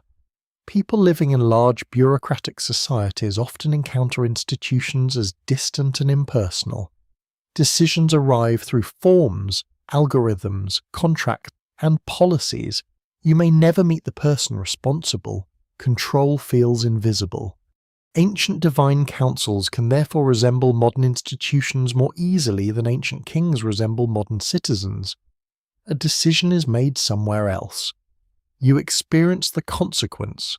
The process remains hidden. Perhaps that is the true bridge between the two worlds, not a secret tablet, but a shared human experience of living under systems too large to understand completely. For a moment, the idea of 7 controllers seems less like archaeology and more like a mirror. Each figure represents a different form of authority, time, judgment, desire, war, knowledge, fate, and death can all become powers that shape human life. Seen this way, the theory survives because it converts abstractions into personalities. Time becomes a ruler, desire becomes a ruler, death becomes a ruler. Forces that cannot be negotiated with become beings who can at least be named. Names make fear easier to hold. The historical record still refuses to confirm a literal sole facility. Yet the ancient worldview genuinely places humanity within a vast hierarchy of sacred authority. That fact gives the modern theory enough foundation to remain believable to those already searching for it. The mystery therefore persists in an unusual form. It is not sustained by one decisive discovery. It is sustained by resonance. And resonance can sometimes outlive evidence. The mystery now rests between two possibilities, and neither can be dismissed casually. One possibility is that ancient people preserved fragments of a worldview whose deeper structure has not been fully reconstructed. The other is that modern readers are building a hidden system from patterns that were never meant to form one. You stand between those paths with no need to choose too quickly, because uncertainty is part of the evidence. Ancient Mesopotamian texts are undeniably incomplete. Entire libraries have vanished. Clay survives better than papyrus, wood, cloth, or spoken tradition, but even clay breaks, burns, scatters, and disappears. Archaeologists recover only a portion of what once existed. Some cities remain poorly excavated. Other sites have been damaged by looting, erosion, warfare, or modern construction. The surviving archive is large, but it is not complete. That incompleteness leaves room for legitimate speculation. Scholars know that lost compositions once existed because ancient catalogues sometimes mention works that have not survived. Scribes copied texts whose earlier forms are missing. Later versions occasionally preserve traces of older traditions no longer available in their original setting. History is full of vanished documents. Researchers at the University of Pennsylvania, Yale University, Oxford University, and the University of Chicago routinely work with this problem. They reconstruct ancient thought from partial evidence while marking the limits of certainty. A missing text may once have contained important theology, yet scholars cannot responsibly claim what it said without evidence. This distinction is where speculation either remains useful or becomes misleading. It is reasonable to say that some ancient beliefs are lost. It is much harder to say that the lost beliefs must have included a 7-controller soul system. The hidden system interpretation begins with real patterns. 7 appears repeatedly. Divine councils exist. Human beings serve gods. Fate is assigned. Death has structure. The patterns are meaningful. The question is whether they belong to one connected mechanism or several separate traditions sharing familiar symbols. Your mind drifts toward the possibility of an older common source. Could communities across Mesopotamia have inherited a cosmological structure from traditions that predated surviving writing? Oral religion certainly existed before tablets. Rituals, stories, and sacred numbers could have circulated for generations before anyone pressed them into clay. This is a genuine scholarly possibility in a broad sense. Written myths rarely appear from nothing. They emerge from older cultural memory, ritual practice, and oral storytelling. But the exact content of those earlier traditions is difficult to recover. Similar motifs may point toward continuity, but they cannot reveal every missing detail. A quirky example comes from flood traditions. Mesopotamian stories preserve several versions of a catastrophic flood, and the details differ between texts. The existence of multiple versions shows how one core motif can change while remaining recognizable. Names shift, motives change, and narrative emphasis moves. Tradition preserves shape without preserving every feature. The same process could affect divine councils or sevenfold patterns. An older motif may survive in altered forms. One text uses 7 for judges, another uses 7 for sages, another uses 7 for dangerous beings. Perhaps these forms share distant ancestry. Perhaps they do not. The evidence allows the question, but not certainty. This is where the hidden system possibility remains alive. If several traditions descend from an older structure, then modern readers may be noticing fragments of something genuinely ancient. The system could have been religious, ritual, astronomical, or political rather than technological. Its original meaning may have been transformed so thoroughly that only symbolic traces remain. Yet the projection possibility is equally strong. Human minds excel at connecting repeating patterns. Once you expect 7 controllers, every 7 becomes relevant. Once you expect a soul prison, every gate becomes a checkpoint. Once you expect a hidden management, every divine decree becomes administration. The theory begins selecting evidence according to its own expectations. This psychological tendency is well known in historical research. Scholars must constantly guard against reading later ideas backward into earlier evidence. A conclusion can quietly determine which details appear important. Contradictory material becomes background noise, while confirming details receive attention. The problem is not stupidity. Pattern recognition is necessary for discovery. Archaeologists identify settlement systems by noticing patterns. Linguists reconstruct relationships between languages through repeated correspondences. Astronomers recognize cycles by comparing observations. The same mental ability that creates false connections also produces genuine knowledge. The challenge is testing the pattern. A genuine historical system should generate predictions that survive comparison. If 7 permanent controllers formed a central doctrine, their identities should appear with some consistency. Their functions should align across relevant texts. Their relationship with humanity should be recognizable. Their role in death should be supported by more than symbolic resemblance. Instead, the evidence remains scattered. Membership shifts, functions overlap, different genres produce different groups. The complete system becomes clearer in modern reconstruction than in the ancient sources themselves. That is usually a warning and sign. Still, the absence of a clean system does not make the ancient worldview random. Mesopotamian religion contains recurring ideas about hierarchy, cosmic regions, divine authority, fate, sacred number, and controlled boundaries. These themes belong together broadly even if they do not form one hidden machine. Perhaps the mistake lies in expecting either total unity or total coincidence. Ancient religion may occupy the middle ground. Traditions can share symbolic structures without belonging to a single secret doctrine. 7 can carry inherited sacred weight across different contexts. Divine authority can appear repeatedly because hierarchy shapes the culture itself. This middle possibility is less dramatic but historically persuasive. Society built around temples, kingship, irrigation, and ranked institutions naturally imagines a cosmos organized through corresponding structures. Repeated numbers and divine assemblies then reinforce that worldview. The hidden truth may therefore be cultural rather than conspiratorial.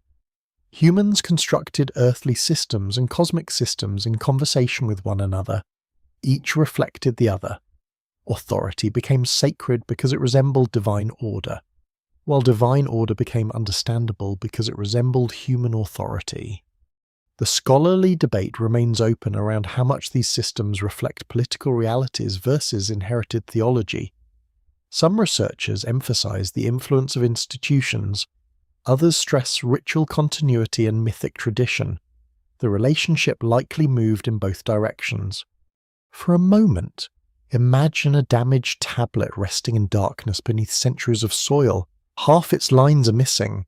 One side preserves 7 divine names. Another fragment elsewhere contains a description of fate. A third text mentions a journey through gates. Thousands of years later, someone places these pieces together. Perhaps they belong together. Perhaps they do not. The uncertainty is not a weakness in the story. It is the most truthful part of it. Ancient history is rarely recovered as a complete picture. It emerges through fragments, comparisons, probabilities, and careful disagreement. It is possible that modern readers have noticed a pattern ancient scribes would have recognized. It is also possible that the pattern exists only because modern fears have arranged the fragments into a familiar shape. Both possibilities remain on the table.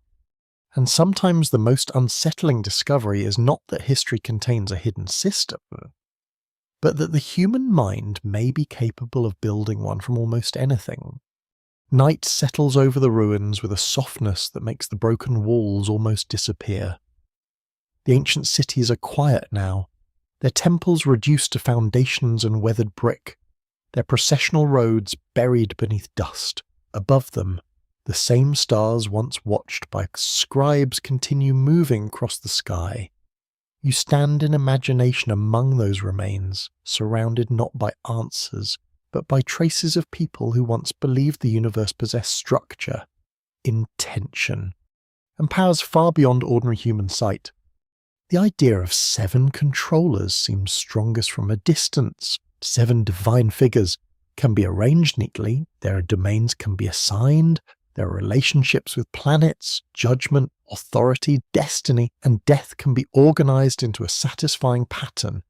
The system looks complete when viewed as a diagram, yet the closer you move toward individual tablets, the more complicated the picture becomes. Ancient religion rarely offers the clean architecture modern theories expect. Divine identities shift, names change between languages, local traditions elevate different gods. A title can describe several beings, numbers repeat without always carrying the same meaning.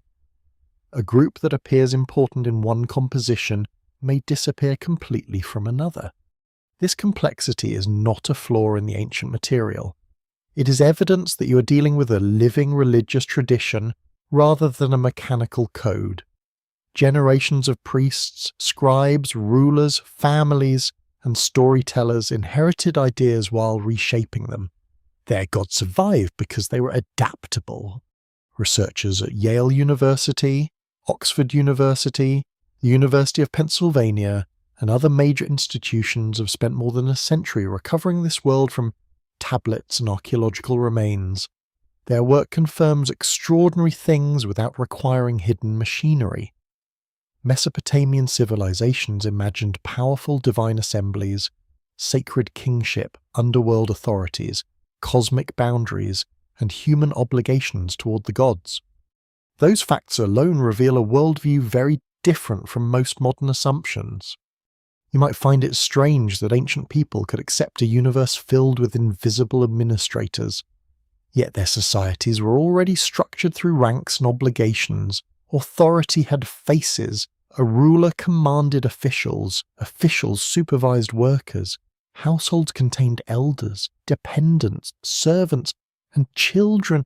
Temples contained priests, scribes, musicians, artisans, and laborers. Cosmic hierarchy mirrored familiar social hierarchy. Perhaps the divine world felt understandable precisely because it resembled the human world. The 7 controller theory reverses that relationship. Instead of humans imagining heaven through earthly institutions, it proposes that earthly institutions imitate an older cosmic hierarchy. Kings rule because gods rule. Bureaucracies exist because the universe itself is bureaucratic. Human systems become reflections of a structure that existed before human society. This possibility cannot be demonstrated from surviving Sumerian texts, yet it remains philosophically compelling because it turns history inside out. A quirky thought emerges from the oldest administrative tablets. Some of the earliest preserved writing concerns counting, assigning and distributing resources. Humanity begins writing not with a declaration of freedom, but with records of obligation. Grain is measured, labour is listed, goods are transferred, names become entries in systems. There is something almost poetic about that accident of preservation. Written civilization opens with administration. From there, later generations record myths in which divine beings also assign roles, determine destinies, and maintain boundaries. The parallel invites interpretation. Did human administration inspire cosmic stories, or did sacred ideas legitimize administrative society? Scholars continue debating how deeply political institutions shape theology, and how strongly theology shaped political institutions. The safest answer may be that both influenced one another. You can imagine a ruler entering a sanctuary to receive divine approval. The ceremony strengthens his authority. At the same time, his authority gives material power to the temple. Workers maintain the sanctuary, scribes record offerings, priests perform rituals. The sacred and political systems reinforce each other until separating them becomes difficult. This mutual reinforcement may explain more than any hidden controller theory. Human civilizations survive through stories that make their structures meaningful. Authority becomes easier to accept when it appears woven into the cosmos. Yet one question remains uncomfortable. What happens when the stories themselves outlive the societies that created them? A divine council can survive after the palace disappears. A sevenfold pattern can remain after the ritual that explained it is forgotten. A myth about human labour can be read by people living under completely different economic systems. Removed from an original context, ancient symbols become available for new meanings. This is exactly what has happened. Modern readers no longer approach the tablets as citizens of Nippur, or Babylon. You bring different fears, surveillance, automation, institutional power, biological engineering, artificial intelligence, psychological manipulation, and large impersonal systems shape modern imagination. Ancient divine hierarchy is therefore translated into contemporary language. The controller becomes an administrator. The divine realm becomes a system. Human purpose becomes programming. Death becomes processing. The result sounds ancient because the names are old, but the anxiety is modern. Still, dismissing that anxiety would miss something important. Ancient myths continue to matter because they offer symbols large enough to hold questions that ordinary language cannot. Why are you here? Who benefits from your labour? How much of your life was chosen by you? What survives death? Does the universe care about human freedom? These questions remain unanswered because they are larger than archaeology. Archaeology can tell you what a tablet likely says. It can identify a temple foundation, data layer, compare a divine name, and reconstruct a broken line. It cannot tell you why existence feels constrained or whether consciousness has a purpose beyond the body. That boundary between knowledge and mystery is where the story becomes quiet again. Perhaps the seven controllers are not literal beings waiting somewhere beyond the visible world. Perhaps they are symbols created by modern people to personify forces that feel impossible to escape. Time controls you. Mortality controls you. Desire influences you. Institution to shape you. Memory defines you. Chance changes you. The body limit emits you. One could be assigned easily enough, and perhaps that is why the number feels so natural. Human life is surrounded by forces that behave like rulers even when no ruler stands behind them. But another possibility remains. Ancient symbolism may preserve patterns whose original meanings have been partially lost. Oral traditions may reach farther back than surviving texts allow scholars to trace. Connections between celestial observation, sacred number, kingship, and death may once have formed a more unified structure than the surviving fragments reveal. It is possible. History simply cannot confirm it. The distinction between possibility and proof matters. Especially here, mystery grows richer when uncertainty remains visible. A claim does not need to become fact in order to provoke thought. The surviving tablets are powerful precisely because they allow you to approach a vanished worldview without pretending you can reconstruct every corner of it. You look again across the silent plain. The temples are gone. The rulers are gone. The scribes are gone. The divine statues have vanished from their sanctuaries, and the languages once spoken in those streets no longer belong to living communities. Yet the questions preserved in clay remain surprisingly familiar. Who establishes order? Who decides destiny? Why do humans labor? What lies beyond death? And who, if anyone, stands above the system? No tablet answers all of these questions at once. Perhaps none ever did. The idea of Earth as a sole facility belongs to modern interpretation. Built from the ancient fragments and later traditions, the 7 controllers, as a fixed governing council, remain similarly uncertain, yet the ancient material genuinely describes a universe filled with hierarchy, sacred obligation, divine judgment, and forces shaping human existence. That is enough to keep the shadows moving. You do not need to believe that 7 beings supervise humanity to feel the weight of the question. You only need to notice how persistently civilizations imagine unseen structures behind ordinary life. Perhaps people have always sensed that the visible world is only part of the story. Perhaps they've always feared that someone else understands the rules better than they do. Or perhaps human beings simply create rulers in heaven because living without explanation feels harder than living beneath authority. The clay offers no final verdict. It only waits. The night has become very quiet now, and the questions can soften with it. You no longer need to arrange every fragment into a perfect system. You can allow the broken tablets to remain broken, their missing lines resting peacefully beyond recovery. The old cities do not demand certainty from you. Picture the rivers moving slowly beneath a moonlit sky. Reeds lean along the banks. A distant lamp burns inside a house built from warm earth. Somewhere, a scribe places a finished tablet on a shelf without knowing how far its words will travel. The people of that world sleep beneath the same stars you see tonight. Their gods feel close to them. Their dead feel close to them. Their fears are different from yours, yet not entirely unfamiliar. You can let the 7 figures fade into silhouettes now. Perhaps they were never controllers.